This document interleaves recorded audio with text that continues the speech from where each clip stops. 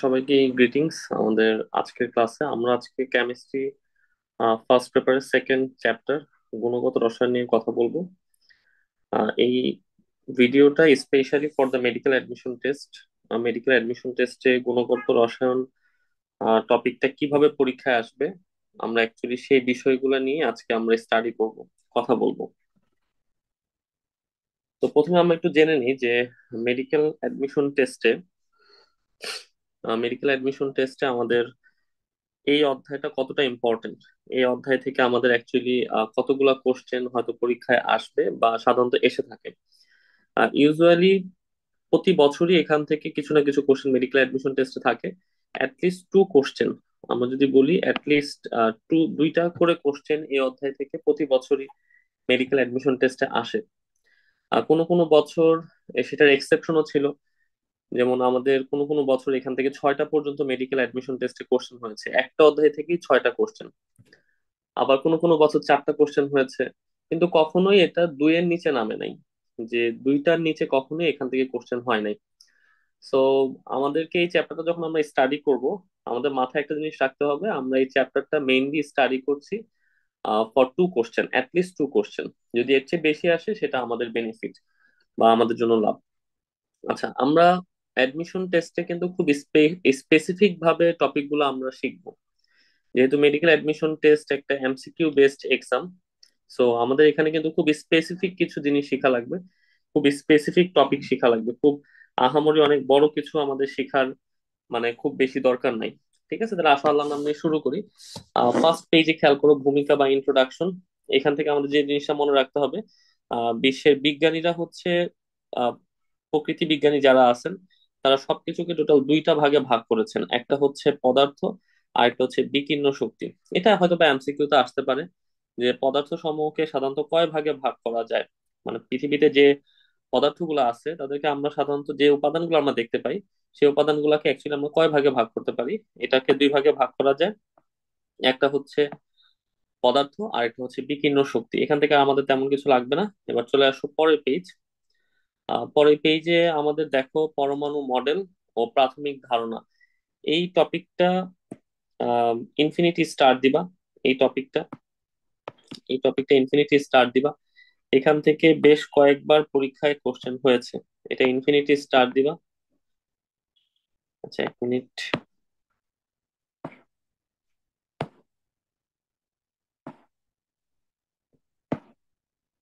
আচ্ছা, এই টপিকটা ইনফিনিটি স্টার দিবা ফর মেডিকেল অ্যাডমিশন টেস্ট। এখান থেকে বেশ কয়েকবার মেডিকেল অ্যাডমিশন টেস্টে কোশ্চেন হয়েছে। এখান থেকে কি কি আসতে পারে দেখো।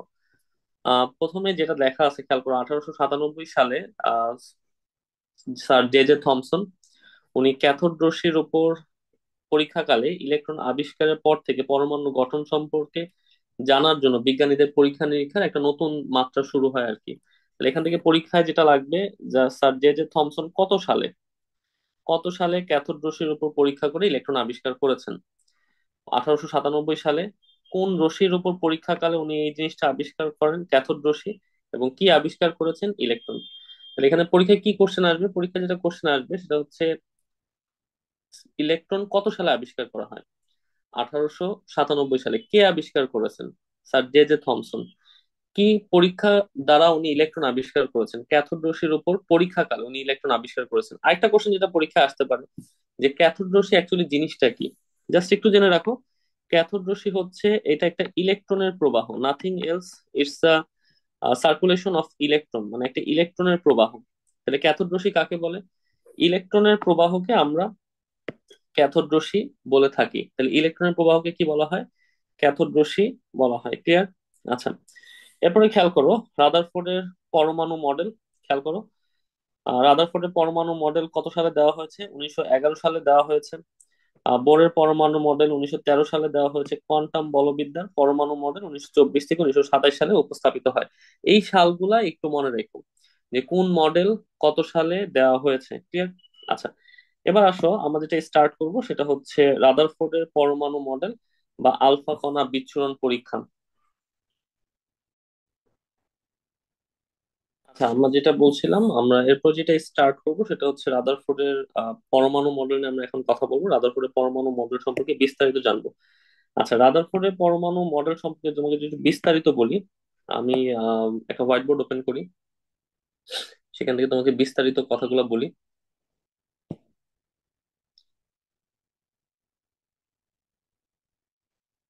আচ্ছা, খেয়াল করো, বোঝার চেষ্টা করবে। What is Rutherford atom model বা সোলার অ্যাটম মডেল বা পরমাণু মডেল জিনিসটা অ্যাকচুয়ালি কি? হ্যাঁ, প্রথমে আমাকে যেটা জানতে হবে, রাদারফোর্ডের পরমাণু মডেলে আর কি কি নাম আছে। হ্যাঁ, এটাকে আমরা রাদারফোর্ডের পরমাণু মডেল বলি, রাদারফোর্ডের পরমাণু মডেল বলি, এটা আমরা সবাই জানি। এটাকে বলা হয় solar atom model, solar solar atom model, solar atom model. বা এইটাকে বলা হয় তোমার, এটাকে আমরা অনেক সময় বলে থাকি যে গ্রহ সংক্রান্ত মডেল।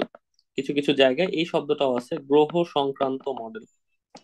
যেহেতু রাদারফোর্ডের মডেলটা গ্রহের সাথে কম্পেয়ার করে দেওয়া হয়েছিল, এই জন্য অনেকে এটাকে বলে গ্রহ সংক্রান্ত মডেল। ক্লিয়ার?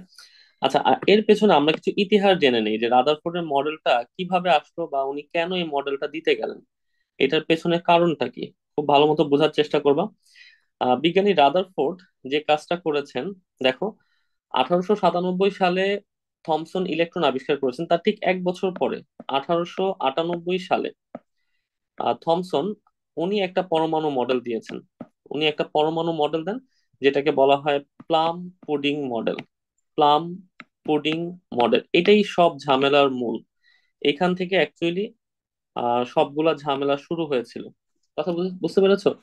তাহলে 1898 সালে বিজ্ঞানী থমসন, উনি একটা মডেল দেন যেটাকে আমরা কি বলি, প্লাম পুডিং মডেল। এখন এই মডেলের মূল কথা কি ছিল, প্লাম পুডিং জিনিসটা কি? দেখো, পুডিং শব্দের অর্থ হচ্ছে cake, it's like a cake. আমরা অনেকে কেক দেখেছি, এই যে কেকটা এরকম হয়, কেক দেখেছি আমরা, কেক লাইক এরকম হয়। এবং কেকের উপরে বিভিন্ন টপিংস, যেমন কিছু মিষ্টি দ্রব্য, কিশমিশ বা বাদাম, এগুলো কিন্তু এরকম ছড়িয়ে ছিটিয়ে থাকে, এগুলো কিন্তু এরকম ছড়িয়ে ছিটিয়ে থাকে। তো বিজ্ঞানী থমসনের মতে পরমাণুটা হচ্ছে একটা বৃত্তাকার গঠন, যার উপরে ইলেকট্রন গুলা এরকম ছড়িয়ে ছিটিয়ে ছিল, ইলেকট্রন গুলা এরকম ছড়িয়ে ছিটিয়ে ছিল। তার এই ধারণাটাকে বলা হয় প্লাম পুডিং মডেল। তাহলে প্লাম পুডিং মডেল জিনিসটা কি, বিজ্ঞানী থমসন এটা দিয়েছেন 1898 সালে। তার মতে পরমাণুর গঠনটা একটা বৃত্তাকার, অনেকটা বৃত্তাকার গঠন শেপ, এবং এর উপরে ইলেকট্রন গুলা ছড়িয়ে ছিটিয়ে থাকে, যেটা অনেকটা কেকের মতো দেখতে।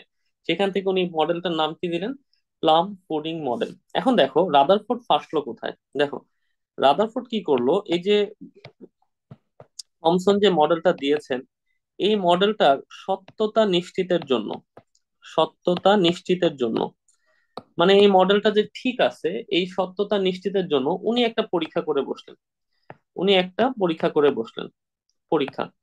সেই পরীক্ষাটাকে কি বলা হয়, আলফা কণা পরীক্ষা। আলফা কণা পরীক্ষা। এই আলফা কণা পরীক্ষা করে উনি নিজে একটা মডেল প্রদান করেন। উনি নিজে একটা মডেল প্রদান করেন, যেটাকে আমরা এখন রাদারফোর্ডের মডেল হিসেবে জানি। এখন শুরুতেই আসো, হোয়াট ইজ আলফা কণা? আমরা একটু আলফা কণা সম্পর্কে জেনে নিই। হোয়াট ইজ আলফা কণা? দেখো, আলফা কণা is nothing else helium nucleus. এটা একটা হিলিয়াম নিউক্লিয়াস। তাহলে আলফা কণা কাকে বলা হয়? হিলিয়াম নিউক্লিয়াসকে আলফা কণা বলা হয়। আচ্ছা, আমরা যেটা হিলিয়াম পরমাণুর কথা চিন্তা করি, আমরা সবাই জানি যে একটা হিলিয়াম পরমাণুতে সাধারণত দুইটা ইলেকট্রন থাকে, দুইটা ইলেকট্রন থাকে। একটা হিলিয়াম পরমাণুতে কয়টা ইলেকট্রন থাকে? দেখো, দুইটা ইলেকট্রন থাকে। 1 মিনিট।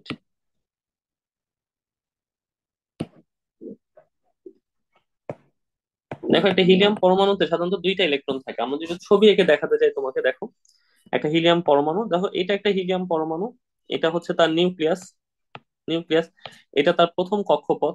এই প্রথম কক্ষপথে অ্যাকচুয়ালি তার দুইটা ইলেকট্রন আছে, দুইটা ইলেকট্রন।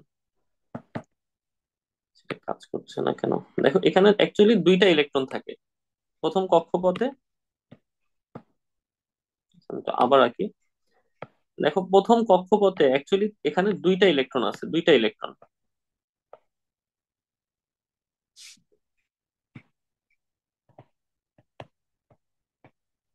প্রথম কক্ষপথে অ্যাকচুয়ালি দুইটা ইলেকট্রন আছে, এই একটা ইলেকট্রন, এই হচ্ছে আরেকটা ইলেকট্রন। এখন খেয়াল করো, যখন একটা হিলিয়াম পরমাণু নিউক্লিয়াস বলতে কি বোঝায়? হিলিয়াম পরমাণু নিউক্লিয়াস বলতে যে জিনিসটা বোঝায় যে তার ইলেকট্রন গুলাকে সে ছেড়ে দিবে।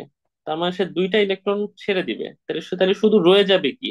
মাঝখানে শুধু নিউক্লিয়াসটা রয়ে যাবে, এই যে নিউক্লিয়াসটা। বোঝার চেষ্টা করো, দেখো।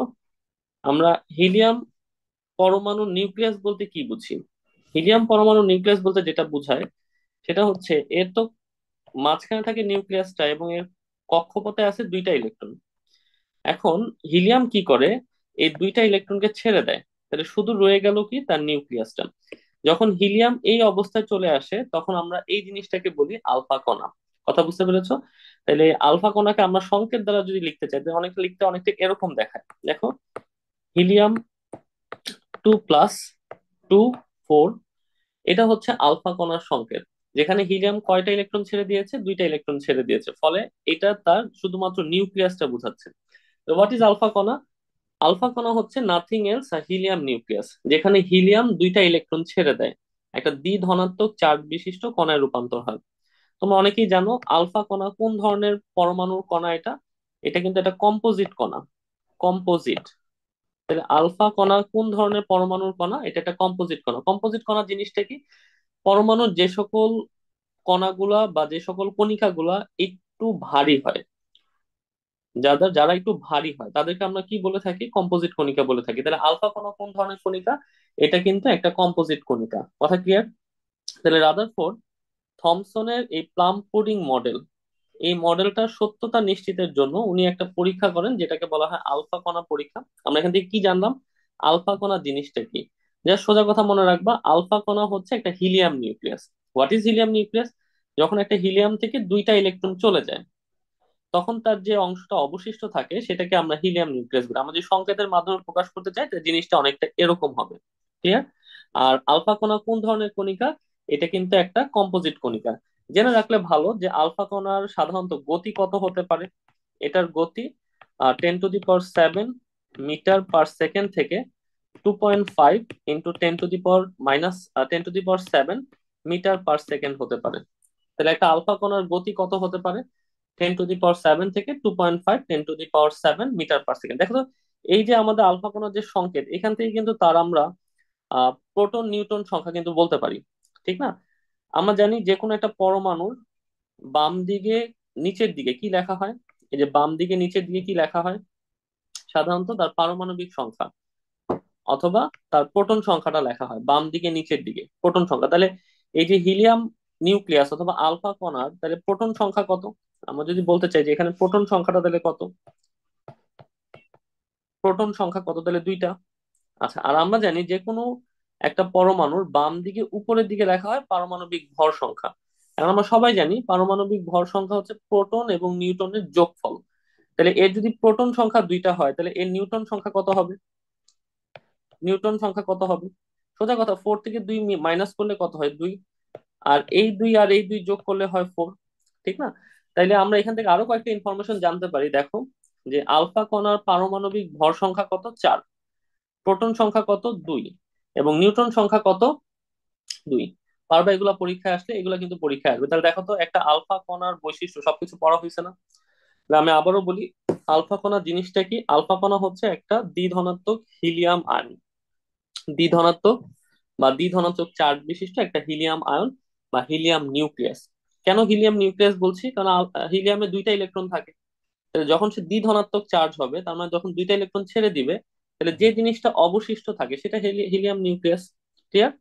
আচ্ছা, এটা কিন্তু একটা কম্পোজিট কণিকা। কেন কম্পোজিট কণিকা বলছে? আমরা জানি পরমাণুতে যে কণিকাগুলো ভারী তাদেরকে কম্পোজিট কণিকা বলা হয়। এর গতিটা একটু মনে রাখো, 10⁻⁷ মিটার পার সেকেন্ড থেকে 2.5 10⁻⁷ মিটার পার সেকেন্ড। এর ভর সংখ্যা কত? এর প্রোটন সংখ্যা কত? নিউটন সংখ্যা কত? আমরা এগুলো সবই জানলাম, ঠিক আছে। এখন আচ্ছা, আমরা যদি এখন একটু বইটা দেখাই, আমরা যদি একটু বইটা দেখাই এখন,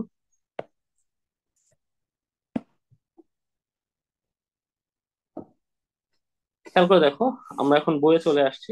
দেখো, আহ দেখো আমাদের রাদারফোর্ডের আলফা কণা বিচ্ছুরণ পরীক্ষা, এর মধ্যে যেটা মনে রাখতে হবে খেয়াল করো, বিজ্ঞানী থমসন 1898 সালে প্লাম পুডিং মডেল প্রস্তাব করেন। আই হোপ তুমি এখন বুঝতেছো যে what is plum pudding model. Clear?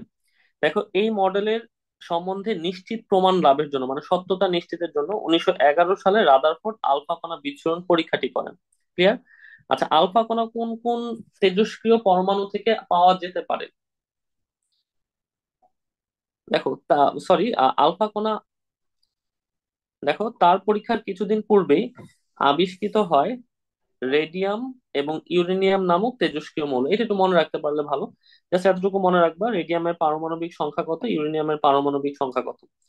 আচ্ছা, এখন খেয়াল করো হোয়াট ইজ আলফা কণা। দেখো হিলিয়াম পরমাণু হতে দুইটা ইলেকট্রন বের করে নিলে যে দ্বিধনাত্মক হিলিয়াম নিউক্লিয়াস অবশিষ্ট থাকে তাকে আলফা কণা বলা হয়। আই হোপ তুমি এই জিনিসটা বুঝছো। বৈশিষ্ট্যগুলো ইনফিনিটি স্টার দাও, বৈশিষ্ট্যগুলো দেখো, এটা একটা কম্পোজিট কণিকা, জাস্ট এতটুকু মনে রাখবা। হোয়াইট ইজ কল্ড কম্পোজিট, কারণ এটা কিন্তু ভারী। পরমাণু যে সকল কণিকা গুলো ভারী হয় তাদেরকে আমরা কি বলে থাকি? কম্পোজিট কণিকা বলে থাকি। আলফা কণার গতিটা মনে রাখবা, 10⁻⁷ থেকে 2.5 10⁻⁷ মিটার পার সেকেন্ড। এটা দুইটা প্রোটন থাকে, দুইটা নিউট্রন থাকে। কথা ক্লিয়ার? আচ্ছা, এছাড়া এর ভর সংখ্যাটা মনে রাখবা, ভর সংখ্যা কত? 4। ক্লিয়ার? আচ্ছা, পরে পেজে আসো। এখন খেয়াল করো, রাদারফোর্ড এই যে আলফা কণার মাধ্যমে পরীক্ষা করেছেন, তার পরীক্ষায় ব্যবহৃত উপকরণগুলো নিয়ে আমরা এখন কথা বলবো। তার পরীক্ষায় কি কি উপকরণ ব্যবহার করেছেন সেগুলো নিয়ে আমরা একটু কথা বলবো। এখন এই জিনিসগুলো খুব বোঝার জিনিস, জাস্ট ঠান্ডা মাথায় বুঝবা। দেখো, জাস্ট ঠান্ডা মাথায় বোঝার চেষ্টা করো।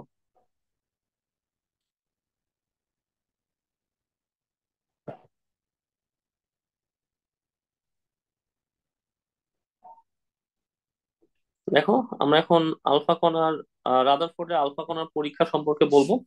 প্রথমে আসো, রাদারফোর্ডের আলফা কণা পরীক্ষার বেলায় ব্যবহৃত উপকরণ কি কি ছিল। উপকরণ ভালো মতো বোঝার চেষ্টা করবা যে উনি কি কি উপকরণ ব্যবহার করেছেন। আচ্ছা, উনি মূলত তিনটা উপকরণ উনি এখানে ব্যবহার করেছেন। এক নম্বরে ছিল আলফা কণা, নাম্বার ওয়ান। নাম্বার টু ছিল একটা পাতলা সোনার পাত, পাতলা সোনার পাত। আচ্ছা, আর নাম্বার থ্রি যেটা ছিল একটা জিঙ্ক সালফাইডের প্রলেপ, জিঙ্ক সালফাইডের পর্দা, অথবা আমরা বলতে পারি জিঙ্ক সালফাইডের প্রলেপ। পাতলা সোনার পাতের পেছনে একটা জিঙ্ক সালফাইডের পর্দা। শোনো, তাহলে উনি কয়টা উপকরণ ব্যবহার করেছেন? তিনটা উপকরণ ব্যবহার করেছেন। এখন একটা জিনিস খুব ভালো মতো বুঝতে হবে।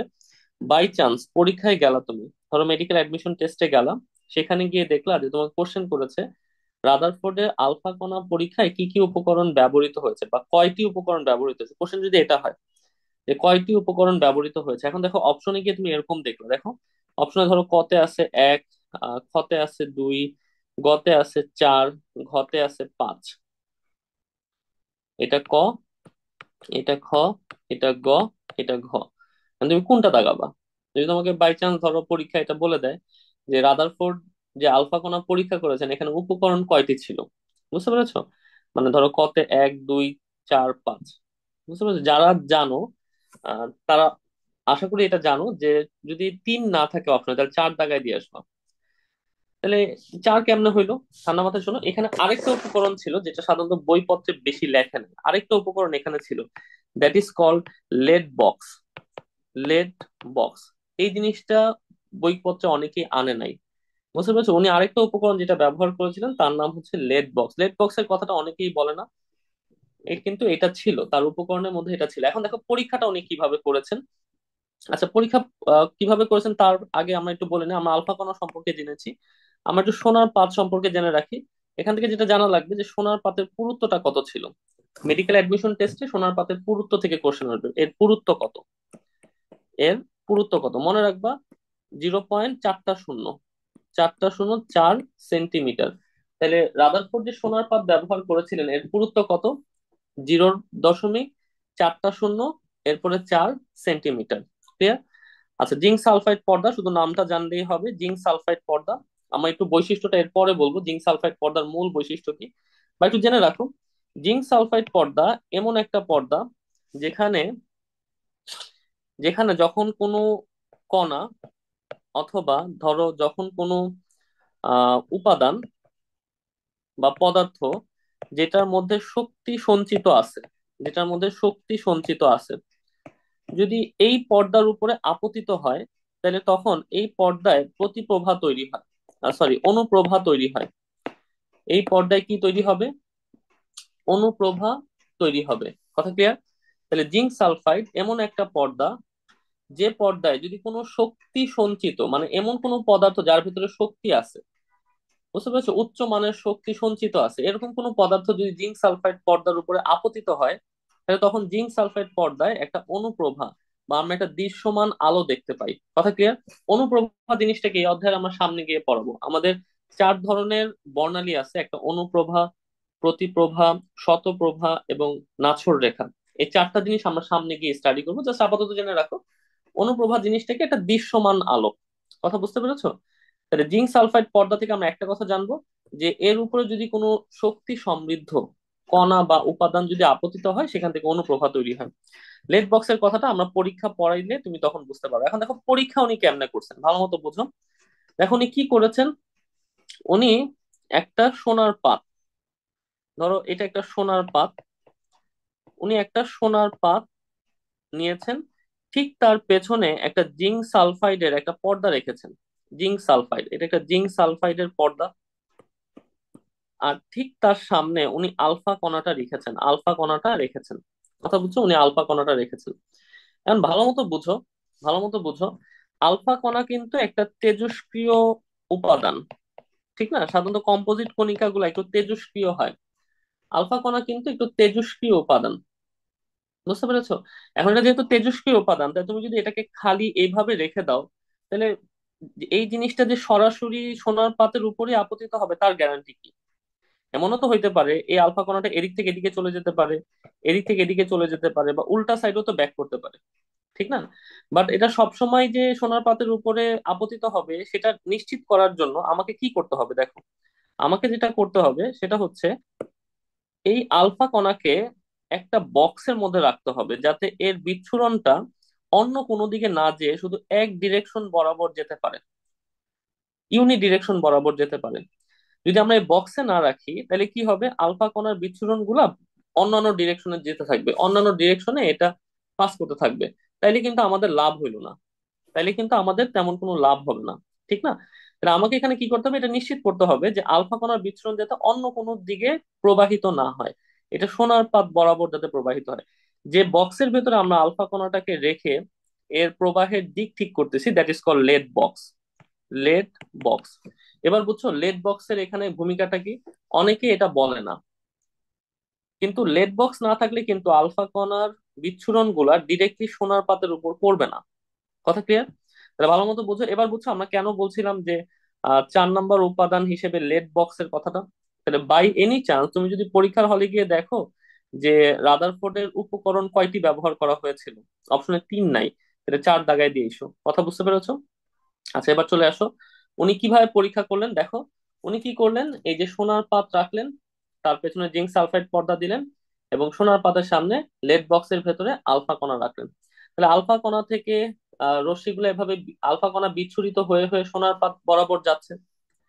এখন উনি পরীক্ষায় দেখলেন যে আলফা কণাগুলা যখন সোনার পাত বরাবর যাচ্ছে, সোনার পাত বরাবর যাচ্ছে, বেশিরভাগ বেশিরভাগ অলমোস্ট 99% আলফা কণাগুলা সোজাসুজি অপর পাশে গিয়ে জিঙ্ক সালফাইড পর্দাতে গিয়ে আপতিত হচ্ছে, এবং সেখান থেকে অনুপ্রভা তৈরি হচ্ছে, মানে আলোক ছটা, মানে একটা দৃশ্যমান আলো দেখা যাচ্ছে। ক্লিয়ার? কিছু কিছু কিছু কিছু আলফা কণা, কিছু কিছু আলফা কণা সোনার পাতের উপর আপতিত হয়ে দেখো বেঁকে যাচ্ছে, সোনার পাতের উপর আপতিত হয়ে বেঁকে যাচ্ছে। উনি দেখলেন এর সংখ্যা খুবই কম, খুব কম সংখ্যক কণা দেখা যাচ্ছে যে সোনার পাতের উপর আপতিত হয়ে বিভিন্ন দিকে বেঁকে যাচ্ছে, মানে কয়েকটি, মাত্র কয়েকটি আলফা কণা দেখা যাচ্ছে সোনার পাতের উপর আপতিত হয়ে বেঁকে যাচ্ছে। উনি আরেকটা জিনিস খেয়াল করলেন, সেটা হচ্ছে এই যে সোনার পাত, এই সোনার পাতের উপর কিছু কিছু আলফা কণা আপতিত হয়ে ঠিক বিপরীত দিকে ব্যাক করছে, ঠিক বিপরীত দিকে ব্যাক করছে। কথা বুঝছো? এর পরিমাণ কত ছিল? প্রায় 20,000-এর মধ্যে একটা, 20,000-এর মধ্যে একটা। তাহলে দেখো উনি যে পরীক্ষা করলেন, উনি পরীক্ষা করে তিনটা জিনিস উনি দেখতে পেলেন, খুব ভালো মতো বুঝবা, এগুলো বোঝার জিনিস, মুখস্থ করার জিনিস না। দেখো যে আলফা কণা যখন সোনার পাতের উপর আপতিত হচ্ছে, বেশিরভাগ আলফা কণাই কি করছে, সোনার পাত ভেদ করে সোজাসুজি অপর পাশে জিঙ্ক সালফাইড পর্দায় গিয়ে একটা দৃশ্যমান আলোক ছটা তৈরি করছে। আচ্ছা খুব অল্প কয়েকটা আলফা কণা সোনার পাতের উপর আপতিত হয়ে তার গতিপথ পরিবর্তন করে বেঁকে যাচ্ছে। এবং তার চেয়েও খুব অল্প সংখ্যক কণা, প্রায় 20,000-এর মধ্যে একটা, সোনার পাতের উপর সোজাসুজি আপতিত হয়ে এবং সোজাসুজি উল্টা পাশে ব্যাক করছে। কথা ক্লিয়ার? তাহলে উনি এই তিনটা জিনিস কিন্তু এই পরীক্ষার মাধ্যমে দেখতে পেলেন। এখন এই তিনটা জিনিস দেখার পরে উনি সিদ্ধান্ত কি নিলেন? খেয়াল করো উনি সিদ্ধান্তে কি আসলেন, কি সিদ্ধান্তে পৌঁছালেন, খেয়াল করো। উনি এই সিদ্ধান্তে পৌঁছালেন, যেহেতু বেশিরভাগ আলফা কণাই সোনার পাত ভেদ করে জিঙ্ক সালফাইডের উপর গিয়ে পড়ছে, মানে সোজাসুজি ভেদ করে যাচ্ছে, তার মানে পরমাণুর বেশিরভাগ স্থান ফাঁকা। পরমাণুর বেশিরভাগ স্থান ফাঁকা। পরমাণুর কিন্তু বেশিরভাগ স্থানটাই ফাঁকা। ক্লিয়ার? Number one. তাহলে একটা পরমাণুর বেশিরভাগ স্থানই কি হয়? ফাঁকা। ক্লিয়ার? আচ্ছা, 2 নাম্বার, খেয়াল করো উনি 2 নাম্বার যে সিদ্ধান্তটা আসলেন, যে কিছু কিছু আলফা কণা, কিছু কিছু আলফা কণা পরমাণুর এমন জায়গায় আঘাত করছে, যে জায়গায় আঘাত করার কারণে সে সোজাসুজি উল্টা পাশে ব্যাক করছে। সে সোজাসুজি উল্টা পাশে ব্যাক করছে। কথা বুঝছো? যে কণাগুলা সাধারণত উল্টা পাশে ব্যাক করছে, এটা সাধারণত কেন্দ্র বরাবর যায়। কেন্দ্র বরাবর যায়। তাহলে সাধারণত কোন আলফা কণাগুলা বিপরীত দিকে ব্যাক করছে, যেগুলা কেন্দ্র বরাবর যাচ্ছে? বুঝতে পেরেছো? যেটা পরমাণুর নিউক্লিয়াস বরাবর যাচ্ছে। তো উনি সেখান থেকে সিদ্ধান্ত উপনীত হইলেন যে সাধারণত পরমাণুর সকল ভর, পরমাণুর সকল ভর কেন্দ্রে উপস্থিত থাকে। কেন্দ্রে উপস্থিত থাকে।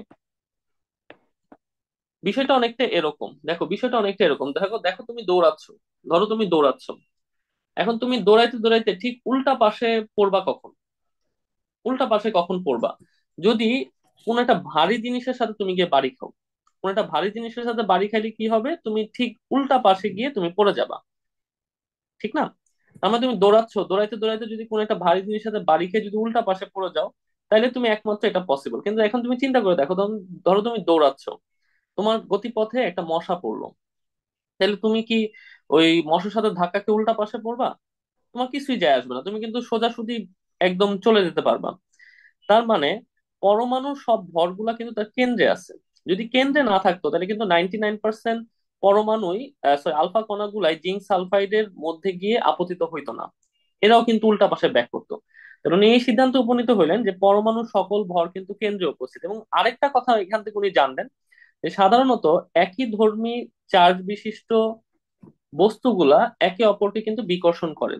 এখন যেহেতু আলফা কণাটা পজিটিভ ছিল, আলফা কণাটা ধনাত্মক চার্জ বিশিষ্ট ছিল, ধনাত্মক চার্জ, তাহলে উনি এখান থেকে এই সিদ্ধান্ত উপনীত হইলেন, তার মানে ডেফিনেটলি একই ধর্মী বা একই চার্জ বিশিষ্ট পদার্থ যেহেতু পরস্পরকে বিকর্ষণ করে, তাহলে পরমাণুর কেন্দ্রও কিন্তু ধনাত্মক চার্জ বিশিষ্ট। এই কারণেই তারা বিকর্ষণ করছিল এবং আলফা কণাগুলো বিপরীত দিকে আসতেছিল। কথা ক্লিয়ার? তাহলে দেখো উনি 2 নাম্বার সিদ্ধান্তে কি উপনীত হইলেন, ভালো মতো বুঝো। ওনার 2 নাম্বার সিদ্ধান্তটা কি ছিল?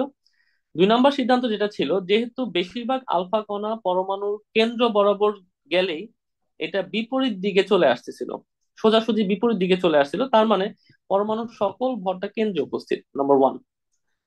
এবং আমরা জানি একই ধর্মী চার্জ সাধারণত পরস্পরকে বিকর্ষণ করে। তার মানে আলফা কণা যেহেতু ধনাত্মক চার্জ ছিল, তার মানে পরমাণু কেন্দ্রটাও ধনাত্মক চার্জ বিশিষ্ট। কথা বুঝছো? তাহলে ভালো মতো বুঝো, রাদারফোর্ডের আলফা কণার পরীক্ষার মূল কথাগুলা কি ছিল আমি আবার তোমাকে বলি। উনি 4টা উপকরণ ব্যবহার করেছেন: আলফা কণা, পাতলা সোনার পাত, জিঙ্ক সালফাইড পর্দা, এবং আরেকটা এক্সট্রা মনে রাখতে হবে, লেড বক্স। আমি আশা করি এগুলো তুমি ব্যাখ্যা বুঝছো। কিভাবে পরীক্ষা করলেন খেয়াল করো।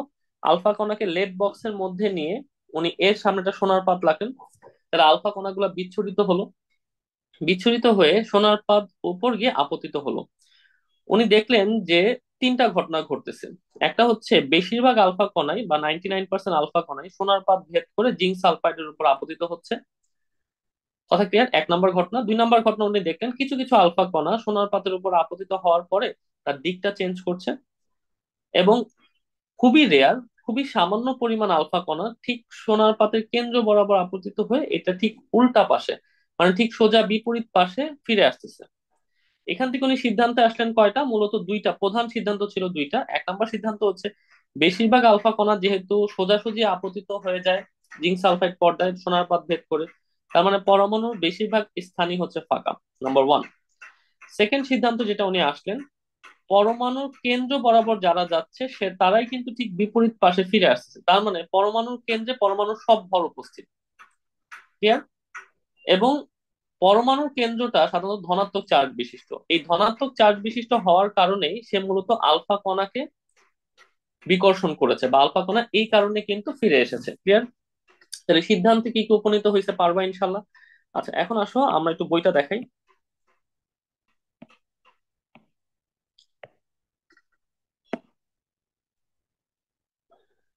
দেখো বইটা দেখে আমরা পেজ নাম্বার 88।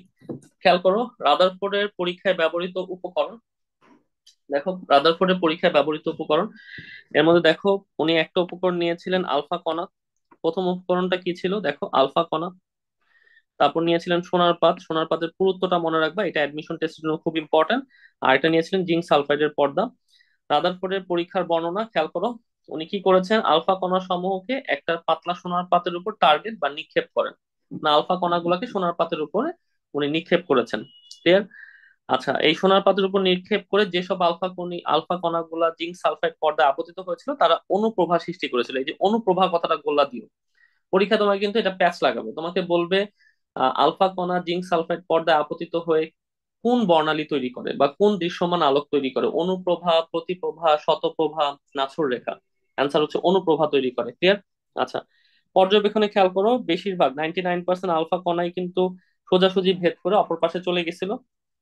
আচ্ছা, তারপর খেয়াল করো, কয়েকটি আলফা কণা তাদের গতিপথ বেঁকে পেছনের দিকে চলে যায়, এবং খুব কম সংখ্যক আলফা কণা, প্রায় 20,000-এর মধ্যে একটা বিপরীত পাশে চলে আসে। এটা ইনফিনিটি স্টার দিও, কয়টা বিপরীত পাশে চলে আসে, 20,000-এর মধ্যে একটা।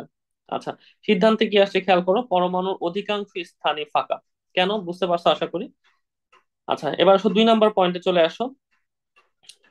2 নম্বর পয়েন্টে খেয়াল করো, দেখো যেহেতু খুব কম সংখ্যক আলফা কণা বিপরীত দিকে ফিরে আসে, এতে প্রমাণিত হয় যে আলফা কণা সোজাসুজি এর অপেক্ষা ভারী। যেটা আমরা যে মানুষ এবং মশার এক্সাম্পলটা দিছিলাম, মানুষ এবং দেয়ালের এক্সাম্পলটা বলছিলাম, দেখো আলফা কণা সোজাসুজি এর অপেক্ষা ভারী কোনো কিছুর সাথে সংঘর্ষে পতিত হয় এবং তার দ্বারা বিকশিত হয়।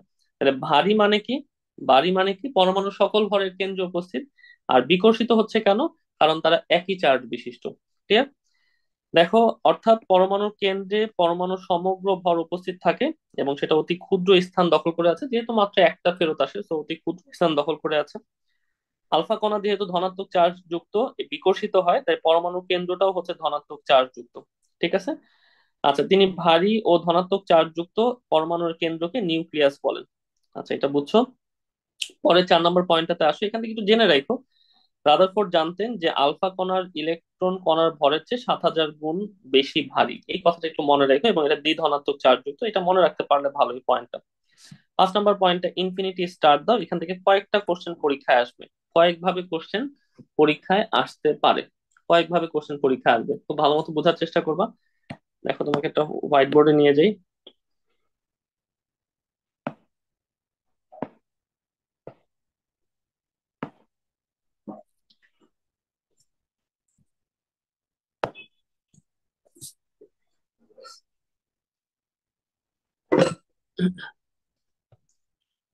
খেয়াল করো, রাদারফোর্ডের মতে, রাদারফোর্ডের মতে ভালো মতো বোঝার চেষ্টা করো। ওনার মতে দেখো, পরমাণুর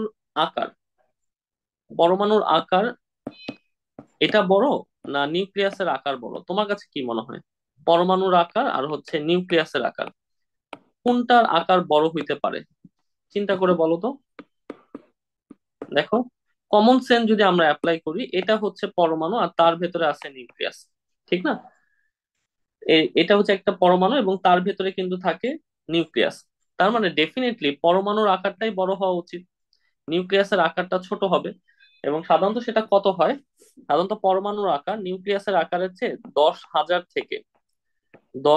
থেকে 1,00,000 গুণ বড় হয়, 1,00,000 গুণ বড় হয়। ঠিক আছে? তাহলে আমাদের এখান থেকে একটা ইনফরমেশন জানতে হবে, যে একটা পরমাণুর আকার নিউক্লিয়াসের আকারের চেয়ে কত গুণ বড়, 10,000 থেকে 1,00,000 গুণ বড়। আচ্ছা, রাদারফোর্ডের মতে দেখো পরমাণুর ব্যাস কত। একটা পরমাণুর ব্যাস হচ্ছে, খেয়াল করো, 10⁻⁻⁸ অথবা এটাকে বলা হয় 0.1 ন্যানোমিটার। এখন এই জায়গা থেকে অনেকগুলা মেডিকেল অ্যাডমিশন টেস্টে কোশ্চেন হবে, অনেকগুলা কোশ্চেন হয়।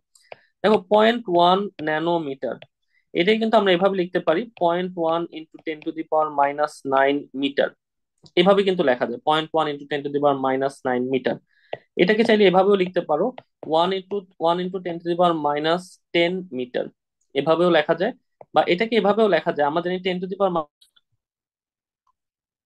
আচ্ছা দেখো, আমরা যেখানে লাস্ট টাইম শেষ করেছিলাম, আমরা পরমাণুর আকার নিয়ে কথা বলছিলাম, পরমাণুর আকার এবং নিউক্লিয়াসের আকারের একটা কথা বলেছিলাম। দেখো, এখান থেকে আমাদের যেটা জানতে হবে যে পরমাণুর ব্যাস যেটা, পরমাণুর ব্যাস, এটা থেকে আমাদের পরীক্ষা অনেকগুলো কোশ্চেন আসবে। দেখো পরমাণুর ব্যাস এটা হচ্ছে 10⁻⁸ বা এটাকে বলা হয় 0.1 ন্যানোমিটার। এখান থেকে পরীক্ষা কিভাবে কোশ্চেন আসবে দেখো, 0.1 ন্যানোমিটার এটাকে কিন্তু আমরা এভাবে লিখতে পারি 0.1 × 10⁻⁹ তাহলে এটাও কিন্তু কারেক্ট। আচ্ছা, এটাকে আবার এভাবে লেখা যায় 1 × 10⁻⁻10 মিটার, এটি তো অলসো কারেক্ট। আচ্ছা, আবার আমরা জানি 10⁻⁻10 মিটার সমান সমান হচ্ছে 1 আমস্ট্রং, তাহলে এটাও কিন্তু কারেক্ট। তাহলে তোমাকে পরীক্ষার অপশনে বলতে পারে যে নিচের কোনটি পরমাণুর ব্যাস, তাহলে অপশনে এটা থাকলে এটা কারেক্ট, এইটা থাকলে এটা কারেক্ট। এখন যে এগুলা নাই, ধরো এইটা আছে, তাহলে এইটা কারেক্ট। আচ্ছা ধরো এইটাও নাই, এইটা আছে, তাহলে কিন্তু সেটা কারেক্ট, অথবা এটাও কারেক্ট। পারবা ইনশাল্লাহ। তাহলে অ্যাডমিশনের কোশ্চেন গুলা কিন্তু এরকম হবে যে তোমাকে কোশ্চেন করবে যে দেখো এই জিনিসটার মানটা একটু ঘুরাই দিয়ে তোমাকে কোশ্চেনটা করবে, কথা বুঝছো? আর নিউক্লিয়াসের ব্যাসটা কত হয় এটা আমরা বইয়ে দেখবো, একটু বলে দিই। 10⁻⁻12 থেকে 10⁻13 সেন্টিমিটার। এখন এই দুইটাকে যদি আমরা কম্পেয়ার করি, পরমাণুর ব্যাস আর নিউক্লিয়ার ব্যাসটাকে কম্পেয়ার করি, তাহলে আমরা কি দেখবো যে পরমাণুর ব্যাস নিউক্লিয়াসের ব্যাসের থেকে 10,000 থেকে 1 লাখ গুণ বড়, 1 লক্ষ গুণ বড়। এটা পারবা ইনশাল্লাহ, যে একটা পরমাণুর ব্যাস নিউক্লিয়াসের ব্যাসের তুলনায় 10,000 থেকে 1 লাখ গুণ বড়। যদি তোমাকে এখন একটু বইটা দেখাই দিই, আমরা একটু বইটা দেখাই।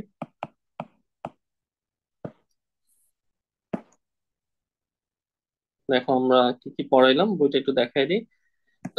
তাহলে খেয়াল করো, আমরা রাদারফোর্ডের প্রস্তাবনা গুলা বলছিলাম। রাদারফোর্ডের প্রস্তাবনা গুলা, দেখো রাদারফোর্ডের মানে পরীক্ষার মাধ্যমে কি কি পর্যবেক্ষণ উনি আসলেন।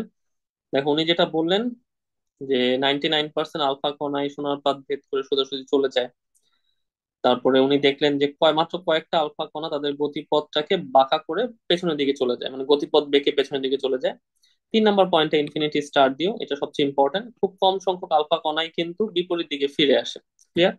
কি কি সিদ্ধান্ত উপনীত হলেন, এখান থেকে উনি 3টা সিদ্ধান্তে আসলেন, যেগুলো আমরা অলরেডি বলে ফেলছি। যে পরমাণুর অধিকাংশ স্থানটাই হচ্ছে ফাঁকা, যেহেতু 99% আলফা কণাই এই সোনার পাত্রটাকে ভেদ করে জিঙ্ক সালফাইডে একটা অনুপ্রভা তৈরি করছে। তার মানে 99% আলফা কণাই কিন্তু ভেদ করে চলে যাচ্ছে, তার মানে পরমাণু অধিকাংশ স্থান ফাঁকা।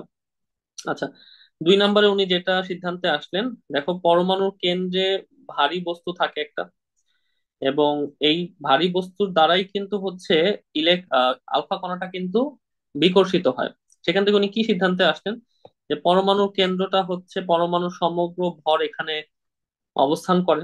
এর পরিমাণটা কতটুকু খেয়াল করো, পরমাণুর ভরের 99.97% ভর যেটা, এটা কেন্দ্রে অবস্থান করে বা নিউক্লিয়াস হিসেবে অবস্থান করে।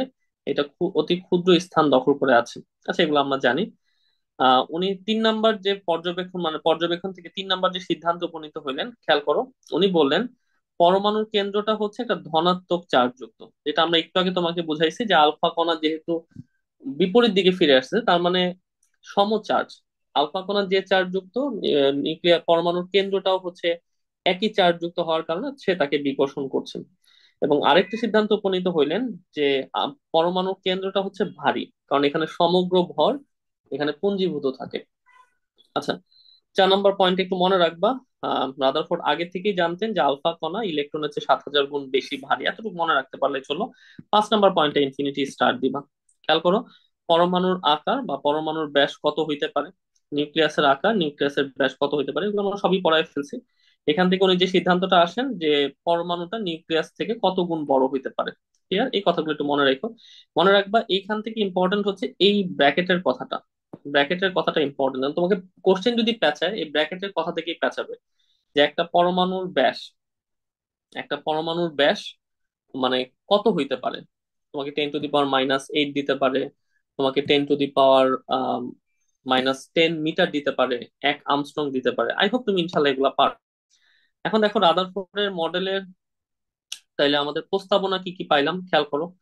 রাদারফোর্ডের মডেলের প্রস্তাবনা গুলা খেয়াল করো। দেখো রাদারফোর্ডের মডেলের প্রস্তাবনা গুলা,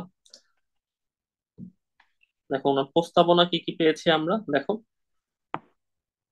তাহলে আমরা প্রথম যে প্রস্তাবনাটা পেলাম সেটা হচ্ছে যে উনি যেটা বললেন, পরমাণুর কেন্দ্রে একটা ধনাত্মক চার্জ বিশিষ্ট একটা ভারী বস্তু বিদ্যমান। আই হোপ এগুলো তোমার সবই পড়া হয়েছে।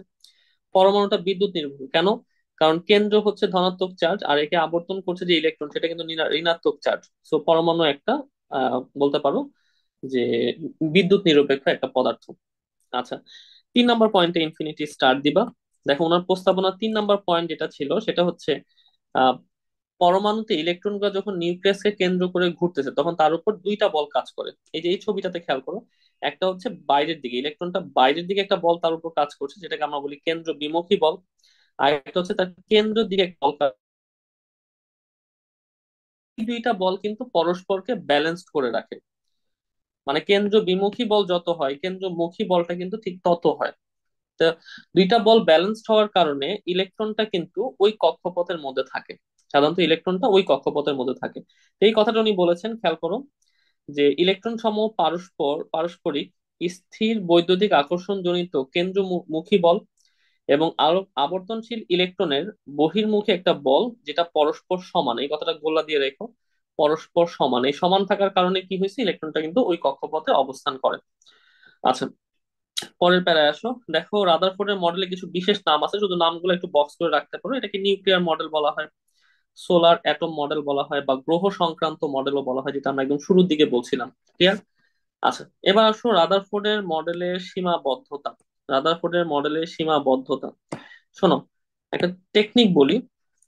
সাধারণত মডেল গুলার মধ্যে স্যাররা সবচেয়ে বেশি কোশ্চেন করতে পছন্দ করেন সীমাবদ্ধতা থেকে। তো সীমাবদ্ধতা গুলো এমন ভাবে পড়তে হবে যাতে আমাদের কোনো ভাবে এখান থেকে কোনো কোশ্চেন আসলে মিস না হয়। ক্লিয়ার? তাহলে রাদারফোর্ড বদ্ধতা থেকে, মডেলের সীমাবদ্ধতা থেকে কোশ্চেন আসার সম্ভাবনা সবচেয়ে বেশি। তা আসো আমরা একটু বুঝে পড়ি এই জিনিসটা। আসো আমরা একটা হোয়াইট বোর্ডে আসি।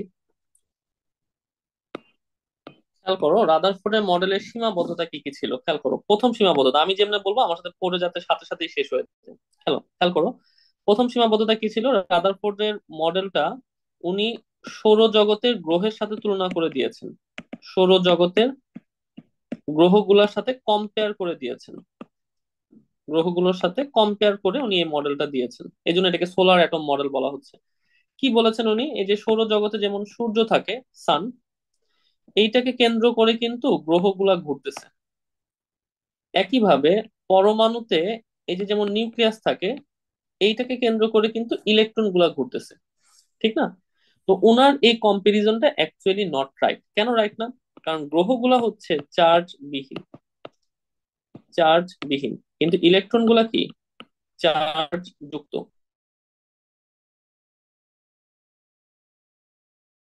ইলেকট্রনটা কিন্তু ওখানে তো গ্রহগুলা চার্জ বিহীন ছিল, কিন্তু এখানে কি গ্রহগুলা চার্জ যুক্ত। এটা প্রথম সীমাবদ্ধতা কি, এই গ্রহ সংক্রান্ত থিওরিটা অ্যাকচুয়ালি ঠিক না।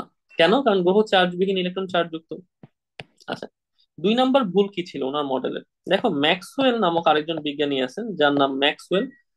উনি একটা তড়িৎ চুম্বকীয় তত্ত্ব দিয়েছেন। তড়িৎ চুম্বকীয় তত্ত্ব দিয়েছেন, চুম্বকীয় তত্ত্ব। এখন ঠান্ডা মাথায় শোনো, এই তত্ত্বের মূল কথা কি তোমাকে জাস্ট আমি সিম্পলি বুঝাই। দেখো ম্যাক্সওয়েলের মতে, ম্যাক্সওয়েলের তড়িৎ চুম্বকীয় তত্ত্বের মতে কোনো একটা চার্জ বিশিষ্ট পদার্থ, আচ্ছা এটা না, ধরো, আচ্ছা কোনো একটা চার্জ বিশিষ্ট পদার্থ যদি সে বৃত্তাকার পথে ঘুরতে থাকে, ধরে নাও একটা চার্জ বিশিষ্ট পদার্থ, হয় পজিটিভ বা নেগেটিভ চার্জ বিশিষ্ট যে কোনো পদার্থ, যদি সে বৃত্তাকার পথে ঘুরতে থাকে, ঘুরতে থাকলে কি হবে, সে ঘুরতে ঘুরতে একসময় শক্তি হারাতে হারাতে কেন্দ্রে পতিত হবে। তাহলে ম্যাক্সওয়েলের থিওরি অনুযায়ী কি দাঁড়ায়, যে কোনো একটা চার্জ বিশিষ্ট পদার্থ যদি বৃত্তাকার পথে ঘুরতে থাকে, তাহলে ঘুরতে ঘুরতে এক সময় সে শক্তি হারাতে হারাতে কেন্দ্রে পতিত হয়। এটা হচ্ছে ম্যাক্সওয়েলের থিওরি ছিল। এখন দেখো রাদারফোর্ডও কি বলছে। রাদারফোর্ড বলছে না যে পরমাণুর কেন্দ্র বা নিউক্লিয়াসকে কেন্দ্র করে ইলেকট্রন গুলা বৃত্তাকার পথে ঘুরে, এটা রাদারফোর্ড বলছে। তো এখানে ইলেকট্রন গুলা কিন্তু চার্জ বিশিষ্ট, নেগেটিভ চার্জ বিশিষ্ট। তাহলে ম্যাক্সওয়েলের থিওরি অনুযায়ী যদি আমরা এই থিওরিটা এখানে অ্যাপ্লাই করি, তাহলে দেখো ইলেকট্রন গুলা কিন্তু যেহেতু চার্জ বিশিষ্ট একটা পদার্থ, তাহলে এই বৃত্তাকার পথে ঘুরতে ঘুরতে একসময় ইলেকট্রন গুলোর শক্তি হারাতে হারাতে কোন জায়গায় এসে পড়ে যাওয়ার কথা ছিল? কেন্দ্রে। ঠিক না? ইলেকট্রন গুলো একসময় কেন্দ্রে আপতিত হওয়ার কথা ছিল। তার মানে কি, কথার অর্থ কি? তার মানে যদি সেটা কেন্দ্রে আপতিত হয়, তাহলে এরকম পরমাণুর কোনো স্থায়িত্বই থাকবে না। তাইলে এখানে দ্বিতীয় ভুলটা কি করছেন খেয়াল করো। ম্যাক্সওয়েলের থিওরি অনুযায়ী সাধারণত চার্জ বিশিষ্ট কোনো পদার্থ বৃত্তাকার পথে আবর্তন করলে শক্তি হারাতে হারাতে কেন্দ্রে পতিত হয়। তো এই থিওরি যদি আমরা রাদারফোর্ডের মডেলে অ্যাপ্লাই করি, তাহলে সেক্ষেত্রে কি হওয়ার কথা ছিল? ইলেকট্রন যেহেতু চার্জ বিশিষ্ট পদার্থ এবং বৃত্তাকার পথে ঘুরতেছে, তাহলে সেটা শক্তি হারাতে হারাতে নিউক্লিয়াসে আপতিত হওয়ার কথা ছিল। ঠিক না? তাহলে নিউক্লিয়াসে আপতিত হইলে কি হয়? এই মডেলের কোনো স্থায়িত্ব থাকে না। স্থায়িত্ব থাকে না, মানে এটা একটা অস্থায়ী মডেলে রূপান্তর হবে, অস্থায়ী মডেল। বুঝছো কিনা বলো? তাহলে ম্যাক্সওয়েলের তত্ত্ব মতে রাদারফোর্ডের মডেলটা কিন্তু একটা অস্থায়ী মডেলে রূপান্তর হয় বা অস্থায়ী একটা রূপে রূপান্তরিত হয়। ক্লিয়ার?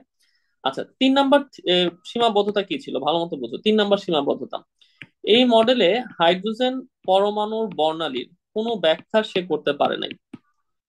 হাইড্রোজেন পরমাণুর যে একটা বর্ণালী তৈরি করতে পারে তার কোনো ব্যাখ্যা এই মডেলে ছিল না। 4 নাম্বার সীমাবদ্ধতা কি ছিল? কক্ষপথের আকার আকৃতি, এটার কোনো ধারণা এই মডেলে ছিল না। কক্ষপথের আকার আকৃতির কোনো ধারণা এই মডেল দিতে পারে নাই। 5 নাম্বার সীমাবদ্ধতা কি ছিল? উনি একটা ইলেকট্রন বিশিষ্ট পরমাণুতে ইলেকট্রন কেমনে ঘুরতেছে সেটার কথা উনি বলেছেন, কিন্তু একাধিক ইলেকট্রন, একাধিক ইলেকট্রন কিভাবে পরিভ্রমণ করবে, মানে কিভাবে ঘুরবে, এটার কোনো ব্যাখ্যা ওনার মডেলে ছিল না। তাহলে খেয়াল করে দেখো রাদারফোর্ডের মডেলের কয়টা সীমাবদ্ধতা আমরা যদি এখন একটুখানি চিন্তা করার ট্রাই করি। 5টা সীমাবদ্ধতা। ভালো মতো বুঝো, 5টা সীমাবদ্ধতা। একটা সীমাবদ্ধতা কি? সৌরজগতের গ্রহগুলোর সাথে কম্পেয়ার ঠিক হয় নাই। কেন? গ্রহগুলো চার্জবিহীন আর ইলেকট্রন চার্জ যুক্ত, সেই কম্পারিজন ঠিক হয়নি। 2 নাম্বারটা সবচেয়ে ইম্পর্টেন্ট, ম্যাক্সওয়েলের থিওরি মতে রাদারফোর্ডের মডেলে কোনো স্থায়িত্বই থাকে না। কেন? ব্যাখ্যাটা কি? ম্যাক্সওয়েল যেটা বলেছেন, চার্জ বিশিষ্ট পদার্থ বৃত্তাকার পথে ঘুরলে শক্তি হারাইতে হারাইতে কেন্দ্রে আসবে। ইলেকট্রন তো একসময় কেন্দ্র বা নিউক্লিয়াসে পতিত হওয়ার কথা, তার মানে এই মডেলে কোনো স্থায়িত্বই থাকলো না। আচ্ছা, 3 নাম্বার সীমাবদ্ধতা কি? হাইড্রোজেন পরমাণুর বর্ণালীর কোনো ব্যাখ্যা দিতে পারেনি। উনি একটা ইলেকট্রন বিশিষ্ট পরমাণুতে ইলেকট্রন কেমনে করতে সেটা বলেছে, কিন্তু হাইড্রোজেন যে একটা ইলেকট্রন বিশিষ্ট পরমাণু এর কোনো বর্ণালীর উনি ব্যাখ্যা এখানে করতে পারেনি। 4 নাম্বার ওনার যে প্রবলেমটা ছিল, কক্ষপথের আকার আকৃতি নিয়ে উনি কিছু বলে নাই, এবং একাধিক ইলেকট্রন কিভাবে ঘুরবে তার কোনো ব্যাখ্যা তার মডেলে ছিল না। কথা ক্লিয়ার? আই হোপ সীমাবদ্ধতাগুলো ইনশাল্লাহ পারবা, এর বাইরে কিছু আসবে না ইনশাল্লাহ। আচ্ছা, আমরা এখন একটু বইটা দেখি।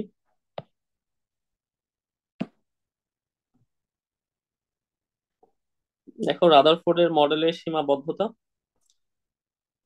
সীমাবদ্ধতায় চলে আসো, খেয়াল করো। দেখো রাদারফোর্ডের মডেলের সীমাবদ্ধতা গুলো চলে আসো। দেখো 1 নাম্বার সীমাবদ্ধতা কি? সৌর মণ্ডলের গ্রহ সমূহ সামগ্রিকভাবে চার্জবিহীন, পরমাণুতে আবর্তনশীল ইলেকট্রন গুলা কিন্তু ঋণাত্মক চার্জ যুক্ত। তার মানে কি? গ্রহগুলোর সাথে ইলেকট্রনের তুলনা সঠিক হয় না।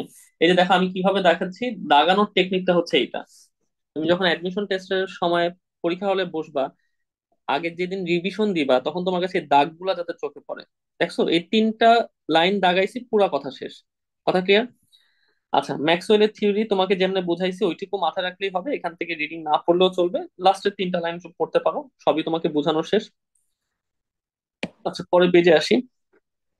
খেয়াল করো পরের পেজে, হাইড্রোজেন পরমাণুর বর্ণালীর কোনো সুষ্ঠু ব্যাখ্যা এই মডেল দিতে পারে না, এতটুকু দাগ দাও। আচ্ছা, আবর্তনশীল ইলেকট্রনের কক্ষপথের আকার আকৃতি সম্পর্কে কোনো ধারণা এই মডেল দিতে পারে না। আই হোপ এগুলো পারবা ইনশাল্লাহ। একাধিক ইলেকট্রন বিশিষ্ট পরমাণুতে ইলেকট্রন গুলা কিভাবে পরিভ্রমণ করবে তার কোনো ধারণা এই মডেলে নাই। ক্লিয়ার?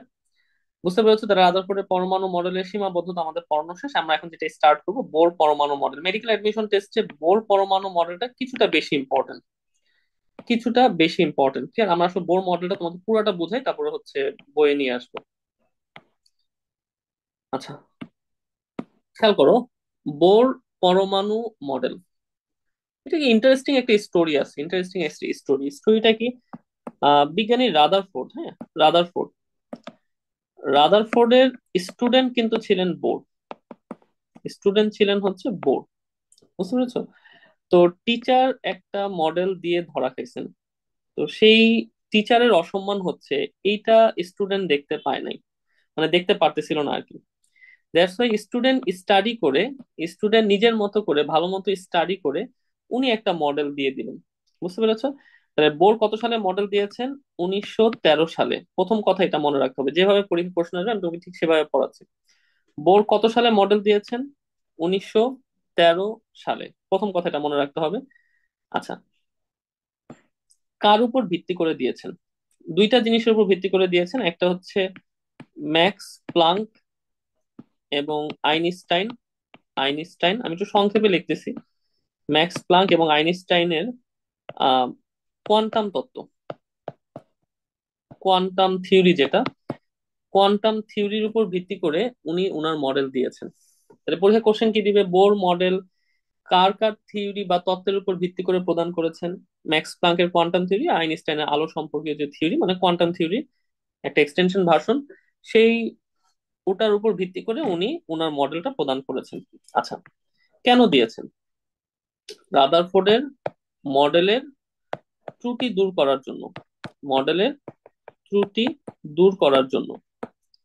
দেখো কোশ্চেন যেভাবে আসবে আমি তোমাকে ঠিক সেভাবেই বলতেছি, তুমি ঠিক সেভাবেই মনে রাখো। তাহলে কেন মডেলটা দিয়েছেন? রাদারফোর্ডের মডেলের যে ত্রুটি ছিল সেই ত্রুটিগুলো দূর করার জন্য। আচ্ছা, উনি যে মডেল দিচ্ছেন, কয়টা ত্রুটি দূর করলেন? কয়টি ত্রুটি দূর করলেন? ভালো মতো বোঝার চেষ্টা করুন, উনি কয়টা ত্রুটি দূর করলেন? উনি অ্যাকচুয়ালি তিনটা ত্রুটি দূর করতে পারছেন, তিনটা ত্রুটি। এই মডেলের মাধ্যমে উনি রাদারফোর্ডের মডেলের কয়টা ত্রুটি দূর করেছেন? তিনটা ত্রুটি। এক নম্বরে হচ্ছে দেখো, এক নম্বরে যেটা ম্যাক্সওয়েলের তত্ত্বজনিত ত্রুটি, যেটা আমরা একটু আগে ব্যাখ্যা করছি, ম্যাক্সওয়েলের তত্ত্বজনিত ত্রুটি এটা দূর হয়েছে, নাম্বার ওয়ান। দুই নাম্বার যে ত্রুটিটা উনি দূর করেছেন সেটা হচ্ছে এই যে ইলেকট্রনের কক্ষপথের আকার আকৃতির কোনো ধারণা ছিল না, তো উনি ওনার মডেলে কক্ষপথের আকার ভিত্তিক যে ত্রুটি ছিল সেই ত্রুটিটা দূর করেছেন, আকার ভিত্তিক ত্রুটি এটা দূর করেন। এবং তিন নাম্বার, উনি হাইড্রোজেন পরমাণুর বর্ণালী ব্যাখ্যা করেছেন, হাইড্রোজেন পরমাণুর হাইড্রোজেন পরমাণুর বর্ণালী উনি ব্যাখ্যা করতে পেরেছেন, পরমাণুর বর্ণালী ব্যাখ্যা দিয়েছেন। কথা ক্লিয়ার? তাহলে ভালো মতো বুঝো কোশ্চেন কি আসবে, you have to learn the question, pattern of question. তাহলে বোর কেন মডেল দিলেন? রাদারফোর্ডের মডেল ত্রুটি দূর করার জন্য। কত সালে দিয়েছেন? 1913 সালে। কার কার থিওরির উপর ভিত্তি করে মডেলটা দিয়েছেন? ম্যাক্স প্লাঙ্ক অ্যান্ড আইনস্টাইন এর কোয়ান্টাম থিওরির উপর ভিত্তি করে। কয়টা ত্রুটি দূর করেছেন? অ্যাকচুয়ালি তিনটা ত্রুটি দূর করেছেন। ক্লিয়ার? কি কি? ম্যাক্সওয়েলের তত্ত্বজনিত ত্রুটি, কক্ষপথের আকার ভিত্তিক ত্রুটি এবং হাইড্রোজেন পরমাণুর একটা বর্ণালী যেটা সে ব্যাখ্যা করতে পারেনি, সে সে এই মডেলে তার ব্যাখ্যাটা সে করেছে। আচ্ছা, বোর মডেলের মূল কথা কি ছিল? আমরা যে এখন বোর মডেলের মূল কথায় চলে আসি, মূল কথা। বোর মডেলের মূল কথা কি কি ছিল ভালো মতো বুঝো। এক নাম্বার মূল কথা ছিল ইলেকট্রনের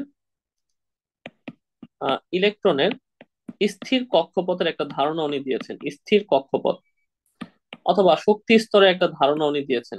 ইলেকট্রনের স্থির কক্ষপথ বা শক্তি স্তরের ধারণা দিয়েছেন। আমি যে কয়টা কথা বলবো তুমি জাস্ট এতটুকুই মনে রাখবে, এর বাইরে কিছু লাগবে না, ভালো মতো বুঝো। বোর যেটা বলেছেন, একটা পরমাণুতে এই যে নিউক্লিয়াসকে কেন্দ্র করে ইলেকট্রন যখন ঘুরে ওই কক্ষপথে থাকা অবস্থায় ইলেকট্রনটা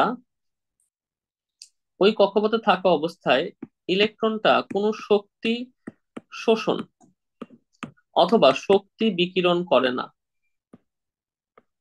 কথা বুঝছো? তাহলে বোর মডেলের প্রথম মূল কথাটা কি ছিল? ইলেকট্রন একটা স্থির কক্ষপথে থাকে, তো ইলেকট্রন একটা স্থির কক্ষপথে থাকার সময় কোনো শক্তির শোষণ বা কোনো শক্তির বিকিরণ করে না। বুঝছো কিনা বলো? তাহলে শক্তি শোষণ বা বিকিরণ না করলে ওই কক্ষপথে ইলেকট্রনটা স্থির থাকে, ওই কক্ষপথে ইলেকট্রনটা স্থির থাকে। ক্লিয়ার? বুঝতে পেরেছো? ইলেকট্রন যে সকল কক্ষপথে স্থিরভাবে থাকে সেই সকল কক্ষপথকে বলা হয় শক্তি স্তর অথবা অরবিট, শক্তি স্তর অথবা অরবিট। ক্লিয়ার? আর এই শক্তি স্তরকে প্রকাশ করা হয় কি দিয়ে? এন দ্বারা, যেটা আমরা পরবর্তীতে শিখবো। এন মানে হচ্ছে প্রধান কোয়ান্টাম সংখ্যা, পরবর্তীতে আমরা শিখবো। তাহলে শক্তি স্তরগুলোকে কি দ্বারা প্রকাশ করা হয়? এন দ্বারা। এখন এন এর মান যত হয়, যেমন ধরো আমরা এন ইকুয়াল টু 1 ধরলাম, তার মানে কি বোঝাচ্ছে? প্রথম শক্তি স্তর। এন এর মান যদি 2 হয়, তার মানে এটা দ্বিতীয় শক্তি স্তর। এন এর মান 3 হইলে তৃতীয়, এভাবে অ্যাকচুয়ালি আস্তে আস্তে সামনের দিকে আগাবে। ক্লিয়ার? তাহলে দেখো বোরের মডেলের প্রথম কথাটা কি ছিল, ভালো মতো বুঝো। ইলেকট্রন স্থির কক্ষপথের ধারণা। কি বলছে এখানে? ইলেকট্রন যখন একটা কক্ষপথে থাকে, শক্তি শোষণ বা বিকিরণ এরকম কিছু ইলেকট্রন করে না। ক্লিয়ার? শক্তি শোষণ বা বিকিরণ এরকম কোনো কিছু ইলেকট্রন করে না। আচ্ছা, তার মানে কি শক্তি শোষণ বা বিকিরণ না করলে ওই কক্ষপথ লিভ করার কোনো চান্স নাই, মানে ইলেকট্রন ওই স্থির কক্ষপথে থাকবে। বুঝতে পেরেছো? ওই কক্ষপথে স্থির থাকবে। তো ওই ইলেকট্রন যে কক্ষপথে অবস্থান করছে সেটাকে আমরা কি বলি? অরবিট বা শক্তি স্তর বলে থাকি। এটাকে কি দ্বারা প্রকাশ করি? এন দ্বারা। এন এর মানের উপর ভিত্তি করে আমরা শক্তি স্তরটা নির্ধারণ করি। এটা ছিল প্রথম কথা। আচ্ছা, এবার আসো সেকেন্ড কথা যেটা। সেকেন্ড কথা হচ্ছে ইলেকট্রনের কৌণিক ভরবেগের ধারণা। ইলেকট্রনের কৌণিক ভরবেগের ধারণা। কৌণিক ভরবেগের ধারণা। এখান থেকে জাস্ট আমাদের ইকুয়েশনটা মনে রাখতে হবে, ভালো মতো বুঝো। বোরের মতে ইলেকট্রনের কৌণিক ভরবেগ হচ্ছে mvr equal to nh by 2 pi. Clear? এখানে m মানে হচ্ছে ইলেকট্রনের ভর। m কথার অর্থ কি? m মানে হচ্ছে ইলেকট্রনের ভর। আচ্ছা, v মানে হচ্ছে ইলেকট্রনের বেগ। আর মানে হচ্ছে কক্ষপথের ব্যাসার্ধ। কক্ষপথের ব্যাসার্ধ। আচ্ছা, n মানে হচ্ছে কক্ষপথ সংখ্যা, কোন কক্ষপথে আছে কক্ষপথ সংখ্যা। আচ্ছা, এইচটা আমাদের পরীক্ষার জন্য ইম্পর্টেন্ট, কারণ এই সমীকরণ থেকে আমাদের এইচ এর মানটা জানতে হবে। এইচ কে বলা হয় প্লাঙ্কের ধ্রুবক। প্লাঙ্কের ধ্রুবক। এইচ মানে হচ্ছে প্লাঙ্কের ধ্রুবক। প্লাঙ্কের ধ্রুবকের মান কত? 6.626 into 10 to the power minus 34 joule second. আমরা দেখবা এই অধ্যায়ের সামনে গেলেই তোমাকে পড়াবো এটাকে আর্গেও বের করা যায়। আর্গের মানটা কত আসে আমরা সামনে গেলেই তোমাকে পড়াবো, হ্যাঁ। আচ্ছা, এখান থেকে প্লাঙ্কের ধ্রুবকটা খুব ভালো মতো মনে রাখতে হবে, কারণ অ্যাডমিশন টেস্টে এই জিনিসটা আসে, প্লাঙ্কের ধ্রুবকের মান কত। ক্লিয়ার? পারবা না ইনশাল্লাহ? তাহলে দেখো বোর মডেল অনুযায়ী কৌণিক ভরবেগের একটা ধারণা দিয়েছেন, ইলেকট্রনের কৌণিক ভরবেগের একটা ধারণা দিয়েছেন। ইলেকট্রনের কৌণিক ভরবেগ কত? mvr equal to nh by 2 pi. কোনটা কি নির্দেশ করছে? আশা করি তুমি পারবে। এখান থেকে একটা ক্রস কোশ্চেন বলি। বাই চান্স যদি এই বাদে মেডিকেল অ্যাডমিশন টেস্টে কোনো কোশ্চেন দিতে চায়, কি কোশ্চেন দিবে শোনো। ফিজিক্সে কিন্তু তুমি জিনিসটা এভাবে পড়েছো, দেখো। mvr ইকুয়াল টু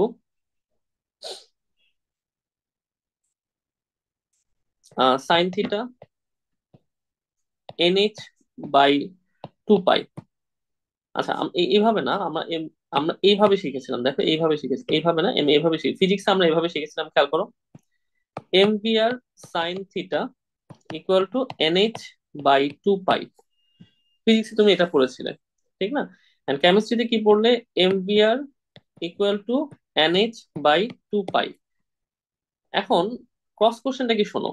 মাঝে মাঝে তোমাকে পরীক্ষা এভাবে কোশ্চেন করবে যে বোরের মডেল অনুযায়ী ইলেকট্রনের কৌণিক ভরবেগের সমীকরণ কোনটি। দেখবা অপশনে এটা নাই, অপশনে এইটা আছে। বুঝছো? অপশনে এইটা আছে, অথবা ভুল আরো কয়েকটা অপশন তোমাকে দিয়ে বসবে, কিন্তু অপশনে এইটা থাকবে। ধরো এইটা নাই, নিচেরটা নাই। তাহলে তোমার কাছে কি মনে হয়, এটা কি সঠিক না ভুল? এটা রাইট।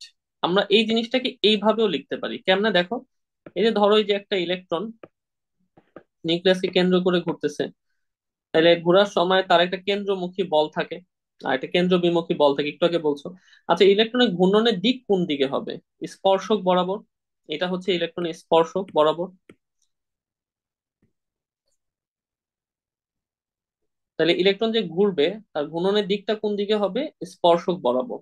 আর তাকে কিন্তু একটা কেন্দ্রমুখী বল দ্বারা টানতেছে নিউক্লিয়াস। তাহলে দেখো তো এই দুইটার মধ্যবর্তী কোণ কত ডিগ্রি হয়?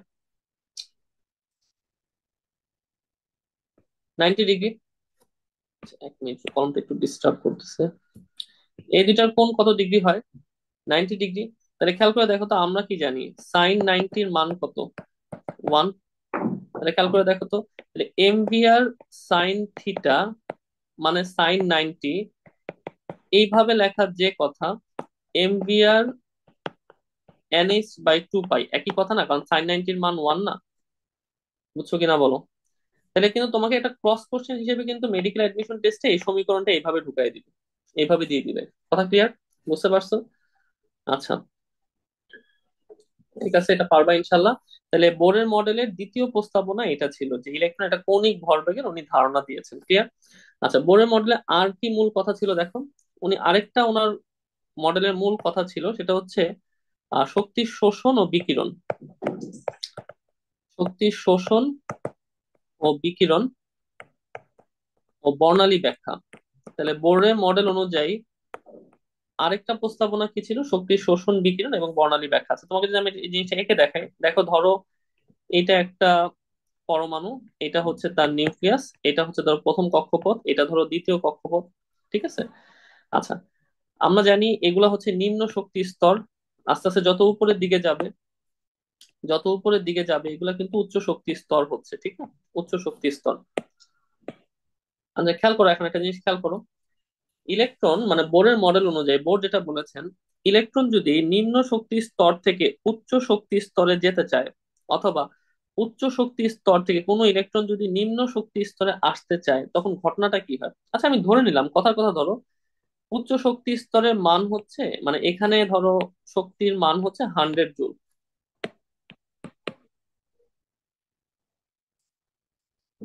এখানে শক্তির মান ধরো 100 জুল। ক্লিয়ার? আচ্ছা, আর ধরে নাও নিম্ন শক্তি, এই শক্তি স্তরে শক্তির মান হচ্ছে 60 জুল। 60 জুল। তাহলে ইলেকট্রন যদি ধরো এই শক্তি স্তর থেকে উচ্চ শক্তি স্তর, যেমন ধরো এইখান থেকে এইখানে যেতে চাচ্ছে, এইখানে যেতে চাচ্ছে, তাহলে ইলেকট্রন কি করবে? ইলেকট্রন কি করবে? তাহলে অবশ্যই তাকে আরো 40 জুল শক্তি শোষণ করা লাগবে, তাহলে 100 হবে। ঠিক না? তাহলে বোরের মডেল অনুযায়ী ইলেকট্রন যখন নিম্ন শক্তি স্তর থেকে উচ্চ শক্তি স্তরে যায়, তাহলে শক্তি শোষণ হয়। শক্তি শোষণ। কথা ক্লিয়ার? তখন কি হবে? শক্তি শোষণ হয়। আচ্ছা, আমি যদি এখন বলি ইলেকট্রনটা এইখান থেকে এইখানে আসতে চাচ্ছে, তাহলে কি হবে? ইলেকট্রনটা এইখান থেকে এইখানে আসতে চাচ্ছে, মানে নিম্ন শক্তি স্তরে আসতে চাচ্ছে, তাহলে নিম্ন শক্তি স্তর এখানে এই শক্তি স্তরে শক্তি কত? 60 জুল। আর এখানে যে আসছে সে এখন, সেখানে শক্তি কত? 100 জুল। তাহলে তাকে যদি উপর থেকে নিচে নামতে হয়, মানে উচ্চ শক্তি স্তর থেকে নিম্ন শক্তি স্তরে আসতে হয়, তাহলে তাকে কি করতে হবে? 100 থেকে 40 জুল শক্তি ছেড়ে দিতে হবে। তাহলে তার শক্তি তখন হবে 60 জুল। মানে কি, শক্তির তাকে বিকিরণ করতে হবে, শক্তির বিকিরণ। কথা বুঝছো? তাহলে বোর্ডের এই 3 নাম্বার মূল কথা, মানে 3 নাম্বার প্রস্তাবনার মূল কথাটা কি? ইলেকট্রন যদি নিম্ন থেকে উচ্চ শক্তি স্তরে যায়, উচ্চ শক্তি স্তরে যায়, শক্তি স্তর, তাইলে শক্তির শোষণ ঘটে, শক্তির শোষণ ঘটে। ক্লিয়ার? আচ্ছা, আর যদি উচ্চ থেকে নিম্নতে যায়, উচ্চ থেকে নিম্ন, উচ্চ থেকে নিম্নতে যায়, তাহলে কি হয়? শক্তির বিকিরণ ঘটে। এইটাই হচ্ছে মূল কথা, আমাদের পরীক্ষা কিন্তু এতটুকুই আসবে। বোরের মডেল অনুযায়ী ইলেকট্রন নিম্ন শক্তি স্তর থেকে উচ্চ শক্তি স্তরে কিভাবে যায়, উচ্চ থেকে নিম্ন শক্তি স্তরে কিভাবে যায়, তাহলে অ্যান্সারটা কি হবে? নিম্ন থেকে উচ্চতে গেলে শক্তি শোষণ ঘটবে, উচ্চ থেকে নিম্নতে আসলে শক্তি বিকিরণ ঘটবে। আচ্ছা, তোমাকে আরেকটা জিনিস বলি। এই যে ইলেকট্রন নিম্ন থেকে উচ্চ শক্তি স্তরে যাচ্ছে বা উচ্চ থেকে নিম্ন শক্তি স্তরে আসছে, তুমি এটা খালি চোখে বুঝবা কেমনে? আন্ডার মাইক্রোস্কোপ তুমি বুঝবা কেমনে? আচ্ছা, আমাদের আজান দিচ্ছে, আমরা একটু জাস্ট ব্রেক নেই, তারপর আমরা আজান শেষ হলে আবার শুরু ছিলাম। আচ্ছা, আমরা যেখানে ছিলাম, খেয়াল করো, আমরা যেটা বলছিলাম যে বোরের 3 নাম্বার প্রস্তাবনা অনুযায়ী শক্তির শোষণ কখন হবে, শক্তির বিকিরণ কখন হবে। এখন যেটা আমরা কোশ্চেন রাখছিলাম, যে একটা ইলেকট্রন নিম্ন শক্তি স্তর থেকে উচ্চ শক্তি স্তরে গেছে, তো এটা তুমি আমরা বুঝবো কেমনে? আমরা কি দেখে বুঝবো এই জিনিসটা? অথবা উচ্চ শক্তি স্তর থেকে নিম্ন শক্তি স্তরে আসে, তখন এটা কি দেখে বুঝবো? আগে এটা বলি, এটা পরীক্ষায় বেশি আসে, এটা বলি। সাধারণত উচ্চ শক্তি স্তর থেকে নিম্ন শক্তির স্তরে আসতে গেলে শক্তির বিকিরণ ঘটে, মানে ইলেকট্রন শক্তি ছেড়ে দেয়। তো শক্তি যখন ছেড়ে দেয় তখন অ্যাকচুয়ালি একটা বর্ণালী তৈরি হবে। অ্যাকচুয়ালি কি তৈরি হয়? বর্ণালী তৈরি হয়। বর্ণালী জিনিসটা কি? সোজা কথা, একটা দৃশ্যমান আলোক তৈরি হবে, দৃশ্যমান আলো। কথা বুঝছো? মানে আমরা একটা আলো হিসেবে জিনিসটা দেখতে পাবো, একটা কালারিং সাবস্টেন্স হিসেবে আমরা জিনিসটা দেখতে পাবো। ক্লিয়ার? তাহলে শক্তির যখন বিকিরণ ঘটে তখন কিন্তু বর্ণালী তৈরি হয়, এটা 1 কোটি বার পরীক্ষায় আসছে। বর্ণালী তাহলে কখন তৈরি হচ্ছে? শক্তির বিকিরণের সময়। আচ্ছা, শক্তির যখন শোষণ ঘটে তখন কি হয়? শক্তির শোষণ হইলে জিনিসটা কিন্তু আর দেখা যাবে না। বুঝতে পেরেছো? শক্তি সঞ্চিত হইতে হইতে হইতে হইতে জিনিসটা কালো হয়ে যাবে, কালো। তার মানে যে সকল পদার্থ আমরা কালো দেখতেছি সেখানে কিন্তু অ্যাকচুয়ালি শক্তির শোষণ ঘটে, এই জন্য জিনিসটা দেখা যায় না। কথা বুঝতে পেরেছো? তাহলে ইলেকট্রন যখন নিম্ন থেকে উচ্চ শক্তি স্তরে যায়, মানে শক্তি শোষণ ঘটে, তার জিনিসটা কিন্তু কালো দেখাবে তখন। কথা বুঝছো? এই দুইটা জিনিস একটু মনে রেখো, এটা ক্রস কোশ্চেন হিসেবে আসতে পারে। যে শক্তির বিকিরণ হয়েছে এটা কেমনে বুঝবো, শক্তি শোষণ হয়েছে এটা কেমনে বুঝবো, ইনশাল্লাহ পারবো। আচ্ছা, এই যে শক্তির বিকিরণ আর শক্তি শোষণ, এটা কিন্তু একটা সমীকরণের মাধ্যমে প্রকাশ করা যায়। আমরা যদি ধরি যে উচ্চ শক্তি স্তর যেটা, সেটা E2। আমরা যদি ধরে নিই উচ্চ শক্তি স্তরটা ধরো E2, উচ্চ শক্তি স্তরটাকে যদি আমরা E2 ধরি, আর ধরে নাও নিম্ন শক্তি যেটা যেটা আমরা ধরছিলাম এটাকে যদি আমরা E1 ধরি, তাইলে এই ক্ষেত্রে আমাদের একটা সমীকরণ আছে। মানে বর্ণালী কখন তৈরি হয় খেয়াল করো, del E equal to E2 minus E1, যেখানে E2 টা হচ্ছে উচ্চ শক্তি স্তর, E1 টা হচ্ছে নিম্ন শক্তি স্তর। ক্লিয়ার? এইটাকে কিন্তু আবার এভাবেও লেখা যায়। খেয়াল করো, এটাকে কিন্তু আমরা চাইলে এভাবেও লিখতে পারি, del E equal to E2 minus E1 বা H nu. H nu, H মানে প্লাঙ্কের ধ্রুবক আর নিউ মানে হচ্ছে কম্পাঙ্ক। এটা তো মনে রেখো। ক্লিয়ার? নিউ মানে হচ্ছে কম্পাঙ্ক। তাইলে শক্তি শোষণ বা বিকিরণ বা বর্ণালী সৃষ্টির ক্ষেত্রে সমীকরণ কোনটা আমরা ব্যবহার করি? Del equal to E2 minus E1 অথবা এইচ নিউ। ক্লিয়ার? পারবা ইনশাল্লাহ? আচ্ছা, আমরা একটু বইটা দাগাই দিই, এখন বইটা দাগাই দিই।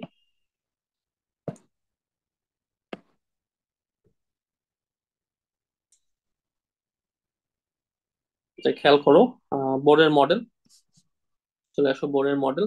দেখো, তাহলে যে কথাগুলো তোমাকে এতক্ষণ ধরে পড়াইলাম খেয়াল করো।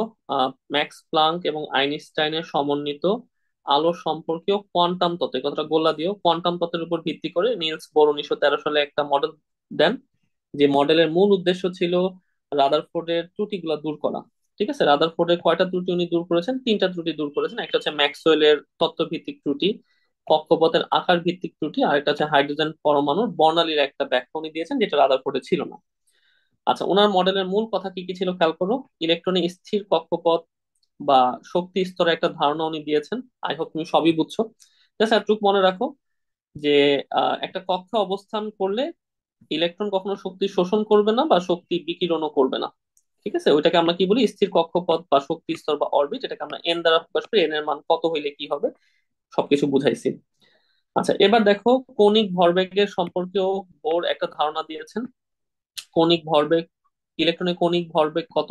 M V R equal to NH/2 pi. আমরা এখানে সবকিছুই বলেছি, এম মানে কি, ভি মানে কি, আর মানে কি, এইচ এর মানটা আমরা বলেছি এটা ইনফিনিটি স্টার, এটা আলাদা করে মনে রাখা লাগবে। আর এন মানে হচ্ছে কক্ষপথের সংখ্যা। ঠিক আছে? পরে পেজে আসো। দেখো শক্তি শোষণ বা বিকিরণ, এটা সম্পর্কে আমরা সবকিছু তোমাকে বলেছি। জাস্ট এতটুকু মনে রাখো, ইলেকট্রন নিম্ন শক্তি স্তর থেকে উচ্চ শক্তি স্তরে লাফিয়ে চলার সময় শক্তি শোষণ ঘটবে, আর উচ্চ থেকে নিম্নে যাওয়ার সময় শক্তির বিকিরণ ঘটবে। এবং আমরা খালি চোখে কেমনে বুঝবো সেগুলো সবকিছু তোমাকে ব্যাখ্যা বলেছি। এটা আমরা কোন সমীকরণ দ্বারা প্রকাশ করি? Del equal to E2 minus E1 H nu. ঠিক আছে? আচ্ছা, এইখান থেকে এরপরে খেয়াল করো, এরপরে খেয়াল করো, এগুলা কিছু লাগবে না, জেনে নেওয়া টপিকটা লাগবে না। বোরের মডেলের সীমাবদ্ধতা আসো, মনে আছে আমি একটু আগে রাদারফোর্ডের মডেল পড়ানোর সময় একটা কথা বলছি, যে কোনো মডেলের সীমাবদ্ধতা স্যারদের কাছে খুব বেশি ফেভারেট, খুব বেশি ফেভারেট। মানে বোরের মডেলের সীমাবদ্ধতাও কিন্তু স্যারদের কাছে খুব বেশি ফেভারেট। কথা বুঝছো? এটা ইনফিনিটি স্টার। এখন আমি তোমাকে বুঝাই, তুমি ঠান্ডা মাথায় বোঝার চেষ্টা করো। দেখো, আমরা এখন বোরের মডেলের সীমাবদ্ধতা গুলো তোমাকে পড়াবো। বোরের মডেলে কি কি সীমাবদ্ধতা ছিল ভালো মতো বুঝবা। বোর মডেল থেকে কিন্তু অ্যাডমিশন টেস্টে কোশ্চেন বেশি হয়। তো সীমাবদ্ধতা গুলো খুব ভালো মতো বোঝার চেষ্টা করবা। দেখো, 1 নম্বর সীমাবদ্ধতা যেটা ছিল সেটা হচ্ছে বোর মডেল অনুযায়ী একক ইলেকট্রন বিশিষ্ট, মানে যাদের মধ্যে একটা ইলেকট্রন আছে, একক ইলেকট্রন বিশিষ্ট পরমাণুর বর্ণালী ব্যাখ্যা করতে পেরেছেন সে। বর্ণালী, পরমাণুর যে বর্ণালী তৈরি হয় সেটা ব্যাখ্যা সে দিতে পেরেছেন। বাট একাধিক ইলেকট্রন, একাধিক ইলেকট্রন বিশিষ্ট পরমাণুর যে বর্ণালী তৈরি হয় সেগুলোর ব্যাখ্যা বোর মডেলে নাই। ক্লিয়ার? তাহলে প্রথম সীমাবদ্ধতা কি? একক ইলেকট্রন বিশিষ্ট বর্ণালীর ব্যাখ্যা বোর মডেল করতে পারলেও একাধিক ইলেকট্রন বিশিষ্ট পরমাণুর বর্ণালীর ব্যাখ্যা বোর মডেল করতে পারে না। এখান থেকে একটা ক্রস কোশ্চেন মেডিকেল অ্যাডমিশন টেস্টে আসবে। কোশ্চেনটা কি হবে? বোর মডেল কোন কোন পরমাণুর বর্ণালী ব্যাখ্যা করতে পারে? কোন কোন পরমাণুর বর্ণালী ব্যাখ্যা করতে পারে? ধরো অপশনে কি কি থাকবে দেখো। ক, তোমাকে হাইড্রোজেন দিল। খতে ধরো হিলিয়াম 2+ দিল। গতে ধরো আহ লিথিয়াম 1+ দিল। ঘতে ধরো বেরিলিয়াম 3+ দিল। এখন নিজে নিজে চিন্তা করো তো, জাস্ট 5 সেকেন্ড চিন্তা করো তো, যে কোনগুলার বর্ণালী ব্যাখ্যা বোর্ড দিতে পারবে, বোরের মডেল অনুযায়ী সম্ভব। খেয়াল করে দেখো, অ্যান্সার হচ্ছে এইটা। ওয়াই? H+ মানে কি? হাইড্রোজেন থেকে ইলেকট্রন থাকেই একটা, এখন একটাও নাই, ছেড়ে দিছে, তাহলে তো ইলেকট্রনই নাই, তো বর্ণালী ব্যাখ্যা দিতেই পারবে না। হিলিয়াম 2+, হিলিয়ামে দুইটা ইলেকট্রন থাকে, এখন কিন্তু ইলেকট্রন নাই। ক্লিয়ার? লিথিয়াম 1+, লিথিয়াম 1+, দেখো লিথিয়ামে তিনটা ইলেকট্রন থাকে। এখন 1+ মানে কি? এখনো তার মধ্যে দুইটা ইলেকট্রন, মানে একাধিক ইলেকট্রন, এটার ব্যাখ্যাও দিতে পারবে না। বেরিলিয়াম 3+, বেরিলিয়ামে চারটা ইলেকট্রন থাকে, তিনটা চলে গেছে, মানে একটা ইলেকট্রন আছে, তার মানে ব্যাখ্যা এটা দিতে পারবে। তাহলে এই টাইপের কোশ্চেন পরীক্ষা আসলে পারবো না ইনশাল্লাহ। খুবই কিন্তু সহজ, খুবই কিন্তু সহজ। একক ইলেকট্রন বিশিষ্ট বর্ণালী ব্যাখ্যা করতে পারে, একাধিক ইলেকট্রন বিশিষ্ট বর্ণালীর ব্যাখ্যা করতে পারে না। এবার আসলে 2 নাম্বার সীমাবদ্ধতা কি, ভালো মতো বুঝো। এই যে বর্ণালী যে একটা রেখা, দেখো বর্ণালী রেখা, বর্ণালী রেখাকে বিশ্লেষণ করা হয় স্পেকট্রোস্কোপ দ্বারা বা স্পেকট্রোমিটার দ্বারা।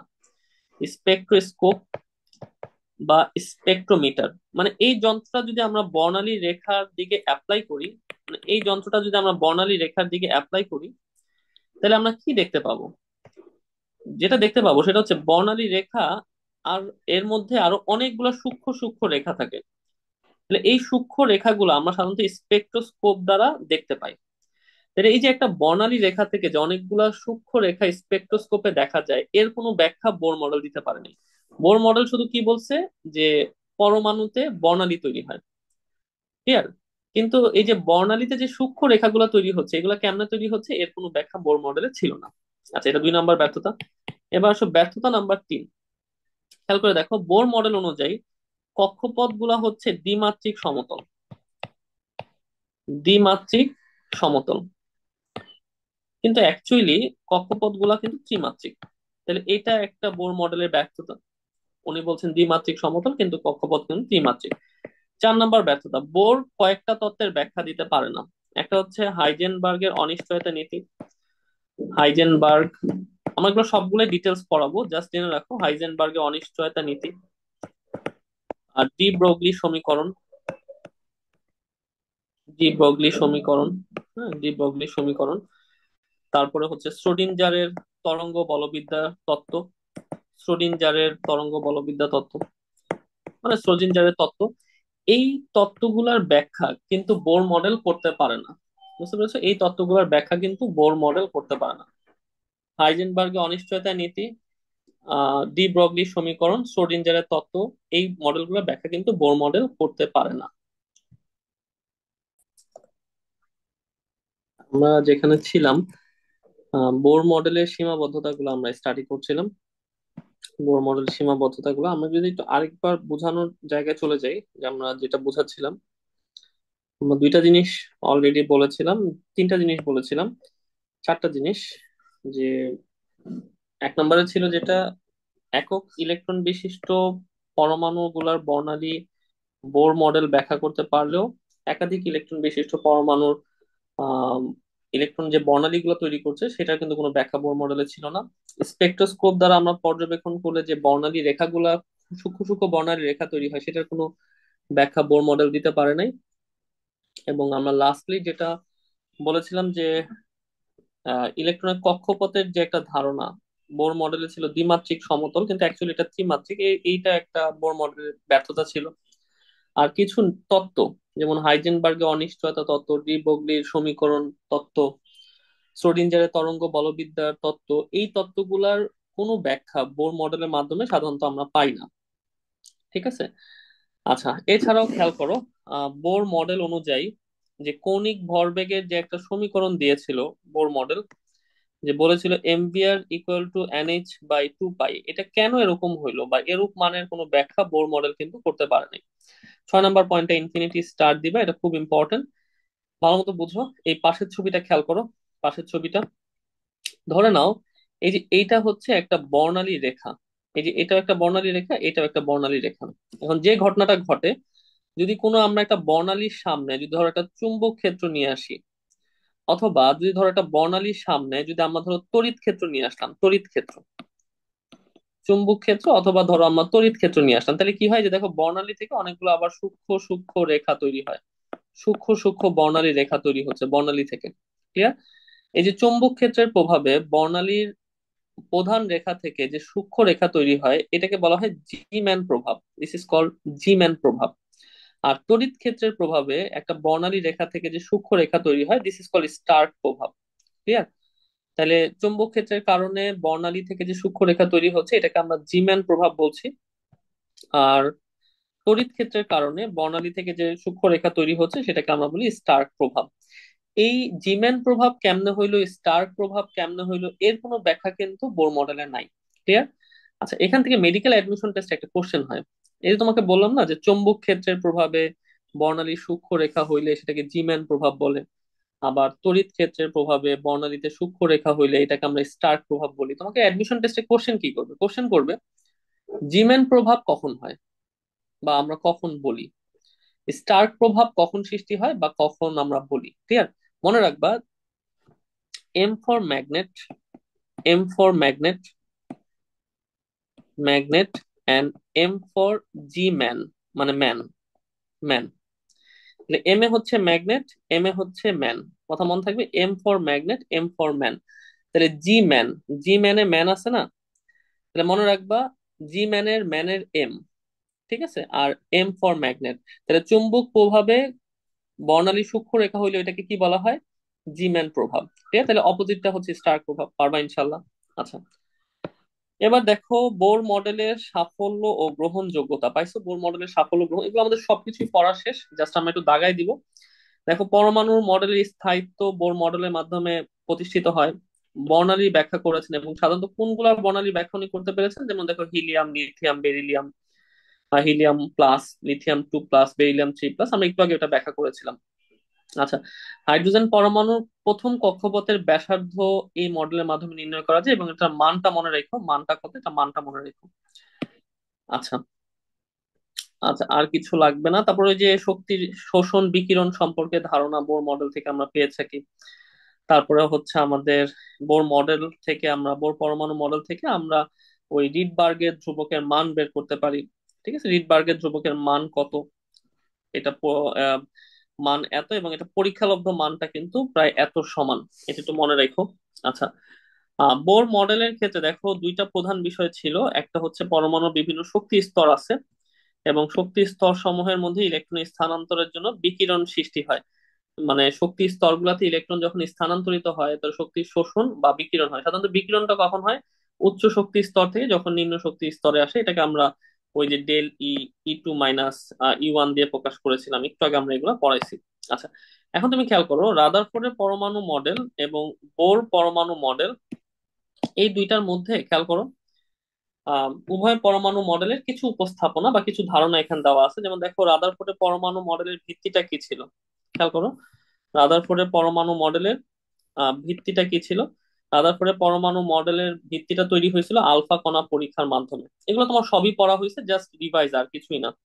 আর বোর পরমাণু মডেলের ভিত্তি হচ্ছে দেখো কেন্দ্রস্থ নিউক্লিয়াস এবং নিউক্লিয়াস বহির্ভূত ইলেকট্রন অঞ্চলের মধ্যে ওই যে কোয়ান্টাম তত্ত্ব, ম্যাক্স প্লাঙ্কের কোয়ান্টাম তত্ত্ব, মানে এই যে ইলেকট্রনটা কিভাবে নিউক্লিয়াসকে ঘিরে মানে আবর্তিত হচ্ছে, এই কোয়ান্টাম তত্ত্বের মাধ্যমে ব্যাখ্যাটা হচ্ছে বোর মডেলে পরমাণুর ভিত্তি।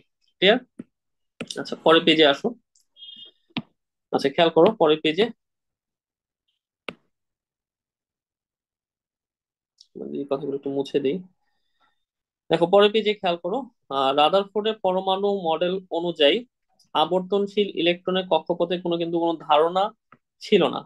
দেখো রাদারফোর্ডের পরমাণু মডেল অনুযায়ী আবর্তনশীল যে ইলেকট্রন, এদের কিভাবে এই কক্ষপথ গুলো আকার আকৃতি কেমন হবে এর কোনো সুস্পষ্ট ধারণা ছিল না, যেটা আমরা বোর পরমাণু মডেলে সেই ধারণাটা পেয়েছি। এবং বোর মডেলে একটা কথা ফুটে উঠেছে যে স্থায়ী কক্ষপথে আবর্তনশীল ইলেকট্রন সমূহ সাধারণত সমশক্তি সম্পন্ন হয়ে থাকে। লাইনটা দাগ দিতে পারো। পরমাণু মডেলের স্থায়িত্ব, ওই একই কথা ঘুরে ফিরে আবার, এত কিছু দরকার নেই।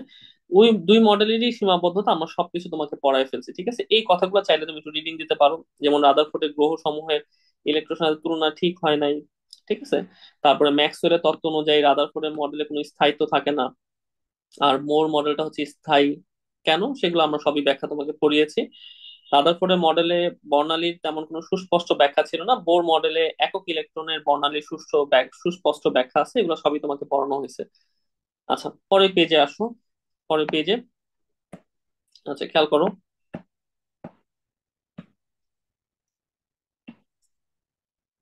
দেখো, পরের পেজে দেখো, উভয় পরমাণু মডেলে আরো কিছু সীমাবদ্ধতা ছিল, দেখো।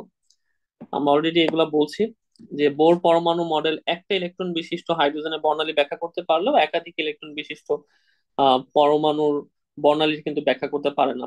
আচ্ছা, হাইড্রোজেন পরমাণুর বর্ণালী ব্যাখ্যার ক্ষেত্রে একটা রিডবার্গের সমীকরণ আছে। এই সমীকরণটা একটু মনে রাখো, যে নিউ বার বা 1/λ ইকুয়াল টু রিডবার্গের ধ্রুবক RH into n1 square minus n2 square. এটা মানটা পার মিটারে আমরা গণ্য করি। রিডবার্গের ধ্রুবকের মানটা মনে রাখো, ঠিক আছে? আচ্ছা, এখন দেখো, ইলেকট্রনের বিভিন্ন শক্তি স্তরকে আমরা বিভিন্ন সিরিজ বলি। এইটা ইনফিনিটি স্টার দিবা ফর মেডিকেল অ্যাডমিশন টেস্ট। এটা N1 হইলে আমরা নিম্ন শক্তি স্তর, এটাকে আমরা লাইমেন সিরিজ বলি। N2 হইলে বামার সিরিজ, N3 হইলে প্যাস্টেন, N4 হইলে ব্র্যাকেট, N5 হইলে ফুন্ড, N6 হইলে হামফ্রিস। হামফ্রিস, আই হোপ তুমি এই কথাগুলো জানো। আর তোমাকে কিন্তু পরীক্ষায় দিবে N3 কোন সিরিজ, কোন সিরিজ, মানে N3 দ্বারা আমরা কোন সিরিজ বুঝতে পারি, ঠিক আছে? N2 দ্বারা আমরা কোন সিরিজ বুঝতে পারি, কোশ্চেনে কিন্তু পরীক্ষা এভাবে আসবে। এক চোরাই বুদ্ধি বলি, একটু সূত্র বলি, দেখো। লাইম্যান, বামার, প্যাস্টেন, ব্রাকেট, পুন, হামফ্রিস কেমন মনে রাখবা, দেখো। লাইম্যানের পাশে লেখো লাইলি, লাইলি। বামারের পাশে লেখো বাবা, তাই লাইলির বাবা, লাইলির বাবা। প্যাস্টেনের পাশে লেখো পাশে, লাইলির বাবার পাশে। ব্র্যাকেটের পাশে লেখো ব্রাজিলের, ব্রাজিলের। লাইলির বাবার পাশে ব্রাজিলের। ফুন্ডের পাশে লেখো ফুটবলার, ফুটবলার। লাইলির বাবার পাশে ব্রাজিলের ফুটবলার। হামফ্রিসের পাশে লেখো হাটে। তাইলে লাইলির বাবা খুবই ভিআইপি একজন পার্সন, তার বাবার পাশে ব্রাজিলের ফুটবলাররা হাঁটে। ক্লিয়ার? লাইলিতে হচ্ছে লাইমেন সিরিজ, বাবাতে হচ্ছে বামার সিরিজ, পাশে হচ্ছে প্যাস্টেন সিরিজ। আচ্ছা, আহ ব্রাজিল হচ্ছে ব্রাকেট সিরিজ, ফুটবলার হচ্ছে ফুন সিরিজ, এবং হাতে দিয়ে হচ্ছে হামফ্রিস। ঠিক আছে? পারবা ইনশাল্লাহ। লাইলির বাবার পাশে ব্রাজিলের ফুটবলাররা হাঁটে। আচ্ছা, নিচে দেখো কিছু ম্যাথ দেওয়া আছে, এই ম্যাথ গুলো আমাদের পরীক্ষায় তেমন লাগবে না, এগুলো তেমন আসে না। আমি একটা সাজেশন তোমাকে দিতে পারি। একটা জিনিস মনে রাখবা, মেডিকেল অ্যাডমিশন টেস্টে সাধারণত ওই ম্যাথ গুলো আসে যেগুলা তুমি ক্যালকুলেটর ছাড়া মুখে মুখে হিসাব করতে পারবা। এখন এই টাইপের ম্যাথ গুলা কিন্তু তোমাকে অ্যান্সার করতে গেলে কিন্তু ক্যালকুলেটর ইউজ করতে হবে। So, এই টাইপের ম্যাথ সাধারণত মেডিকেল অ্যাডমিশন টেস্টে আসবে না। বাট কিছু কিছু ম্যাথ স্যাররা দিয়ে বসে ইচ্ছা করে। কথা বুঝছো? যেমন ধরো এই ম্যাথটা তোমাকে দিয়ে বসবে যে হাইড্রোজেনের, হাইড্রোজেনের পরমাণুর তৃতীয় শক্তি স্তরের কৌণিক ভরবেগ কত হবে। কারণ তুমি তো ক্যালকুলেটর নিতে পারবা না, বুঝছো? সেক্ষেত্রে তোমায় কি করতে হবে, ডাইরেক্ট রেজাল্টটা মুখস্থ করে ফেলবা, ডাইরেক্ট রেজাল্টটা মুখস্থ করে ফেলবা। কথা বলছো, যেমন হাইড্রোজেনের তৃতীয় শক্তি স্তরের কৌণিক ভরবেগ কত, এত। ছোট ম্যাথ, ছোট জিনিসটা, জাস্ট অ্যান্সারটা মুখস্থ করে ফেলবা। দেখো, আমরা কিন্তু এটা তোমাকে অলরেডি পড়ায় ফেলছি। এই যে এমসিকিউ এই জিনিসটা দেখো, সলভ করতে পারো কিনা। পারবা ইনশাল্লাহ। আচ্ছা, ঠিক আছে, পরের পেজে আসো। পরের পেজে এগুলা কিচ্ছু লাগবে না, এগুলা দরকার নাই, দরকার নাই। এগুলা কিছু দরকার আছে, আমি একটু মুছে দিই এটা।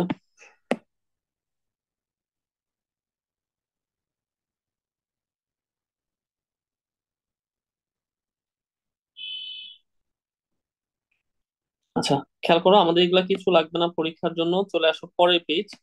আচ্ছা, এই পরের পেজটা আমাদের লাগবে। ঠান্ডা মাথায় শোনো, এগুলা তোমাকে ইন্টারমিডিয়েটে হয়তো তুমি একটা থিওরি প্রমাণ শিখে আসছো, যে বোর মডেলের তত্ত্ব প্রয়োগের মাধ্যমে এনতম কক্ষপথের ব্যাসার্ধ নির্ণয়। থিওরি শিখছো না? এটা কেমনে আমরা ব্যাসার্ধটা নির্ণয় করি। অ্যাডমিশন টেস্টে তোমাকে কি পড়া লাগবে, ঠান্ডা মাথায় শোনো। জাস্ট বোর মডেলের তত্ত্ব প্রয়োগ অনুসারে এনতম কক্ষপথের সমীকরণ কোনটি, এটা লাস্টে দেখো সমীকরণটা লেখা আছে, জাস্ট সমীকরণটা মনে রাখবা, আর কিচ্ছু না। ক্লিয়ার? তাহলে মোর মডেলের তত্ত্ব প্রয়োগ করে এনতম কক্ষপথের ব্যাসার্ধের সমীকরণ কোনটি, পরীক্ষা এতটুকুই আসবে। ক্লিয়ার? আচ্ছা, পরের পেজে আসো। তাহলে শুধু খালি হেডিংটা পড়বা আর সমীকরণটা পড়বা, আর কিছু পড়ার দরকার নেই, কারণ আমাদের তো এমসিকিউ বেসড এক্সাম, আমাদের তো এত কিছু আসবে না। আচ্ছা, এবার খেয়াল করো। এরপরে পরীক্ষা এটাও আসতে পারে যে দেখো, আহ বোর মডেলের তত্ত্ব প্রয়োগ করে আবর্তনশীল ইলেকট্রনের বেগের সমীকরণ কোনটি? এটাও পরীক্ষায় আসতে পারে। আই হোপ ইনশাল্লাহ পারবা। ঠিক না? পারবা। আচ্ছা, এরপরে আসো, পরের পেজে যাও। আহ এটাও আসতে পারে যে ইলেকট্রনের মোট শক্তি, এটা সমীকরণ কোনটি? এটা মনে রেখো, চাইলে এটা মনে রাখতে পারো, মোট ইলেকট্রন, এর মোট ইলেকট্রন শক্তি কত হয় এটা একটু মনে রাখতে পারো। ঠিক আছে? আচ্ছা, আর কিছু লাগবে না, লাগবে না। ওই পেজে আসো, এগুলো কিছু দরকার নাই। এখান থেকে কয়েকটা জিনিস একটু তুমি জেনে রাখতে পারো, যেমন দেখো, এক ইলেকট্রন ভোল্ট, এক ইলেকট্রন ভোল্টের মান আমরা জুলে প্রকাশ করলে কত হয়? মাঝে মাঝে মেডিকেল অ্যাডমিশন টেস্টে এরকম আসে, এক ইলেকট্রন ভোল্ট সমান সমান কত জুল। এটা একটু মনে রাখতে পারলে ভালো। আচ্ছা, পরমাণুর গঠন সম্পর্কে এখন আমরা কিছু তথ্য পড়বো, যেমন দেখো ডি ব্রোগলির সমীকরণটা আমরা এখন শিখবো। আর এরপরে আছে আমাদের হাইজেনবার্গের অনিশ্চয়তা নীতি, শ্রোডিঞ্জারের তরঙ্গ সমীকরণ, এগুলো তোমাকে একটু বুঝাই দিই। হ্যাঁ, তোমাকে একটু জাস্ট আমি বুঝাবো এখন। আচ্ছা, আমরা একটু যদি হোয়াইট বোর্ড ওপেন করি।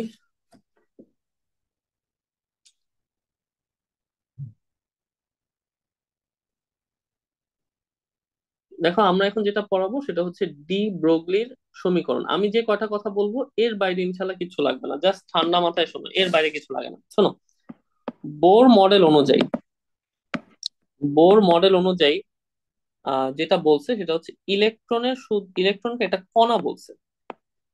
এটা বলো তো, বোর মডেল অনুযায়ী ইলেকট্রনটা কি হিসেবে কাজ করে? কণা হিসেবে কাজ করে। ক্লিয়ার? কিন্তু ডি ব্রগলি নামক একজন ব্যক্তি ছিলেন, ডি ব্রগলি, ওনার মতে ইলেকট্রনের দুইটা ধর্ম বিদ্যমান। ইলেকট্রনের একটা কণা ধর্ম আছে, প্লাস ইলেকট্রনের তরঙ্গ ধর্ম আছে। কথা বুঝতে পারলাম? তাহলে বলতো, বোর মডেল অনুযায়ী ইলেকট্রনের শুধু কোন ধর্ম আছে? কণা ধর্ম। আর ডি ব্রোগলির মতে ইলেকট্রনের কয়টা ধর্ম বিদ্যমান? দুইটা। একটা হচ্ছে কণা ধর্ম তো আছে, প্লাস এটা তরঙ্গ ধর্ম আছে। ক্লিয়ার? আচ্ছা, এখন শোনো, ডি ব্রোগলির মতে ইলেকট্রনের কণা ধর্ম কিভাবে প্রকাশিত হয়? কণা ধর্ম, কণা ধর্ম মানে কি? এটা কণা বসে আছে, এটা ধর্মটা কিভাবে প্রকাশিত হয়? তার ভরবেগ দ্বারা। ভরবেগ দ্বারা, যেমন আমরা জানি না, P is equal to M V. তাহলে বলতো, ডি ব্রগলির মতে ইলেকট্রনের কণা ধর্ম কি দ্বারা প্রকাশিত হয়? এমভি দ্বারা, মানে ভরবেগ দ্বারা। ঠিক আছে? আচ্ছা, মনে রাখো, ডি ব্রগলির মতে ইলেকট্রনের তরঙ্গ ধর্ম প্রকাশিত হয় তরঙ্গ দৈর্ঘ্য দ্বারা। তরঙ্গ দৈর্ঘ্য, মনে থাকবে এই কথাটা, এতটুকুই পরীক্ষায় আসবে। তাহলে ডি ব্রগলির সমীকরণ অনুযায়ী ইলেকট্রনের কণা ধর্ম কি দ্বারা প্রকাশিত হয়? ভরবেগ দ্বারা। আর তরঙ্গ ধর্ম কি দ্বারা প্রকাশিত হয়? তরঙ্গ দৈর্ঘ্য দ্বারা। ক্লিয়ার? এখন এই যে কণা ধর্ম আর তরঙ্গ ধর্ম, এই দুইটার কিন্তু একটা সম্পর্ক আছে। আমরা কিভাবে সম্পর্কটা প্রকাশ করি? Lambda equal to H by M V, আমরা কিন্তু এভাবে প্রকাশ করি। এখানে যেখানে ল্যামডাটা হচ্ছে তরঙ্গ দৈর্ঘ্য, মানে তরঙ্গ ধর্ম প্রকাশিত করতেছে, আর এমভিটা হচ্ছে ভরবেগ, যেটা ইলেকট্রনের কণা ধর্ম প্রকাশ করছে। ক্লিয়ার? বুঝতে পেরেছো? এই জিনিসটাকে পরীক্ষায় অনেক সময় এভাবে না দিয়ে, আচ্ছা কোশ্চেনটা কিভাবে আসবে সেটা বলি তোমাকে। কোশ্চেনটা যেটা দিবে, ডি ব্রগলির সমীকরণ অনুযায়ী ইলেকট্রনের কণা ধর্ম এবং তরঙ্গ ধর্মের সম্পর্ক কোনটি প্রকাশ করে? তো তোমাকে এভাবে সমীকরণ দিবে যে lambda equal to H by M V, lambda equal to M V by H, হাবি যাবি আরো কয়েকটা অপশন দিল। বুঝতে পারছো? আরো একটা অপশন দিল, আরো দুইটা অপশন হয়তো দিল। তাহলে অ্যান্সারটা কি হবে? Lambda equal to H by M V. এখন তো একটা ক্রস কোশ্চেন বলি, মাঝে মাঝে পরীক্ষায় এটা থাকবে না, এটা থাকবে না, না থেকে এরকম থাকবে। দেখো, lambda equal to H by P. M V মানে কি? পি না? তাহলে এমবি লেখার যে কথা, পি লেখা কিন্তু একই কথা। পারবে না ইনশাল্লাহ? তাহলে এটাও কিন্তু রাইট। যদি বলা হয় ডি ব্রগলি সমীকরণ অনুযায়ী আহ ইলেকট্রনের কণা ধর্মের সাথে তরঙ্গ ধর্মের সঠিক সমীকরণ কোনটি? Lambda equal to H by P. ইনশাল্লাহ পারবা। ঠিক আছে, পারবা। আচ্ছা, এবার আসো আমরা তাহলে পরের সমীকরণটা তোমাকে বুঝাই। পরের সমীকরণটা তোমাকে বুঝাই। সেটা হচ্ছে হাইজেনবার্গের অনিশ্চয়তা নীতি। হাইজেনবার্গের অনিশ্চয়তা নীতি। শোনো, আমাদের তো medical admission test MCQ base, এত কিছু লাগবে না, জাস্ট যতটুকু বলি এতটুকু মনে রাখো। দেখো, হাইজেনবার্গের অনিশ্চয়তা নীতি, অনিশ্চয়তা নীতি খুব ইজি, খুব সহজ, ভালো মতো বুঝো। হাইজেনবার্গের অনিশ্চয়তা নীতিতে কি বলছে? ভালো মতো বুঝো। হাইজেনবার্গের অনিশ্চয়তা নীতি যেটা বলেছে, দেখো, তুমি কখনোই একটা বস্তুর অবস্থান এবং ধরো ভরবেগ, অবস্থান এবং ধরো ভরবেগ, এই দুইটা শুদ্ধভাবে নির্ণয় করতে পারবা না। মানে একসাথে শুদ্ধভাবে নির্ণয় করতে পারবে না, কথার অর্থ কি? ধরো তুমি একটা বস্তুর অবস্থান ঠিকভাবে যদি নির্ণয় করো, তাহলে ভরবেগ নির্ণয় করতে গেলে কিছু না কিছু ভুল হবে। ক্লিয়ার? আচ্ছা, আবার ধরো তুমি একটা বস্তুর ভরবেগ একদম শুদ্ধভাবে নির্ণয় করছো, মানে একদম নির্ভুল ভাবে বের করছো, তাহলে তার অবস্থান নির্ণয় করতে গেলে কিছু না কিছু ভুল হবে। ক্লিয়ার? তার মানে অবস্থান নির্ণয় করতে গেলে কিছু না কিছু অনিশ্চয়তা থাকতে পারে, আবার ভরবেগ বের করতে গেলেও কিছু না কিছু অনিশ্চয়তা থাকতে পারে। আমরা অবস্থানের অনিশ্চয়তাকে বলি ডেল এক্স, আর ভরবেগের অনিশ্চয়তাকে বলি ডেল পি। কথা বুঝতে পেরেছো? তাহলে হাইজেনবার্গের অনিশ্চয়তা নীতির মূল কথা কি? যে দুইটা জিনিস একসাথে নির্ভুলভাবে বের করা যায় না। যেমন আমরা অবস্থান ভরবেগ বলতেছি, অবস্থান বের করতে গেলে ভরবেগ ভুল হবে, ভরবেগ বের করতে গেলে অবস্থান ভুল হবে। কথা ক্লিয়ার? তার মানে দুইজনেরই নির্ণয় করার জন্য কিছু অনিশ্চয়তা থাকে। এই অনিশ্চয়তা কি দিয়ে প্রকাশ করা হয়? Del X, del P. হাইজেনবার্গের মতে দেখো, del X into del P, এটা সব সময় মোর দেন অথবা ইকুয়াল টু h/4 পাই এরকম হবে। মানে h/4 পাই এর সমান হবে অথবা h/4 পাই এর বেশি হবে। মেডিকেল অ্যাডমিশন টেস্টে কি আসবে? তোমাকে হয়তো কোশ্চেনটা এভাবে দিতে পারে যে হাইজেনবার্গের নীতি অনুযায়ী কোনটা সঠিক সমীকরণ, এটা দিতে পারে। এখন ভালো মতো বুঝো, তোমাকে দেখো অপশনে কি দিছে, খেয়াল করো। আমি তোমাকে অন্য একটা অপশন দেখাই, খেয়াল করো। ধরো তোমাকে কতে দিছে এরকম, del X into del P less than h/4 pi. আচ্ছা, কতে দিছে del X into del P not equal to h/4 pi. ভালো মতো বুঝো, not equal to h/4 pi. গতে দিচ্ছে del X into del P not equal to 0। আর ঘতে দিচ্ছে কোনোটি নয়, কোনোটি নয়। তোমাকে কোশ্চেন করেছে হাইজেনবার্গের অনিশ্চয়তা নীতি অনুযায়ী কোন সমীকরণটা সঠিক, এই তিনটার মধ্যে কোন সমীকরণটা সঠিক। চিন্তা করো মনে মনে, অ্যান্সারটা কি হইতে পারে। দেখো, এটার সাথে তো কোনোটাই মিলে না, এটার সাথে এটা মিলে না, এইটাও মিলে না, এটা তো বলিই নাই, আর কোনোটি নয় তো এটা বাদই। অ্যান্সারটা হচ্ছে এইটা, এইটা গ। ওয়াই গ? ঠান্ডা মাথায় শোনো, del X into del P equal to যদি 0 হয়, তার মানে কি বলতো? তার মানে হচ্ছে এটাও জিরো, এটাও জিরো, ঠিক না? এটাও জিরো, এটাও জিরো, তাইলে তো মানটা 0 হয়েছে। বুঝতে পেরেছো কথা? তাইলে এই কথাটা অর্থ কি দাঁড়াচ্ছে? তার মানে অবস্থানের কোনো অনিশ্চয়তা নাই, অবস্থান নির্ণয়ের বেলায় কোনো অনিশ্চয়তা নাই, মানে নির্ভুল ভাবে তুমি নির্ণয় করতে পারবা। ভরবেগ তুমি নির্ভুল ভাবে নির্ণয় করতে পারবা, মানে ভরবেগ নির্ণয় করতে গেলেও তুমি কোনো অনিশ্চয়তা ফেস করবা না। বিষয়টা এরকম দাঁড়াইলো না? শূন্য মানে কি? কোনো অনিশ্চয়তা নাই। তার মানে কি এই দুইটাকে সম্পূর্ণ নির্ভুল ভাবে বের করা যাবে। ক্লিয়ার? কিন্তু হাইজেনবার্গের অনিশ্চয়তা নীতি অনুযায়ী কি, সাধারণত এই দুইটাকে আমরা নির্ভুল ভাবে বের করতে পারবো না। যে কোনো একটা নির্ভুল ভাবে বের করলে আরেকটা কিন্তু ভুল হবে, বা আরেকটা নির্ভুল ভাবে বের করা যাবে না। কথা বুঝছো? ক্লিয়ার?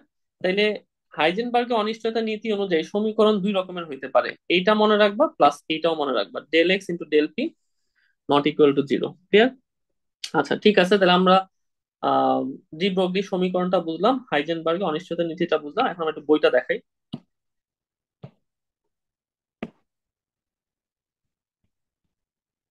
বইয়ে চলে আসো।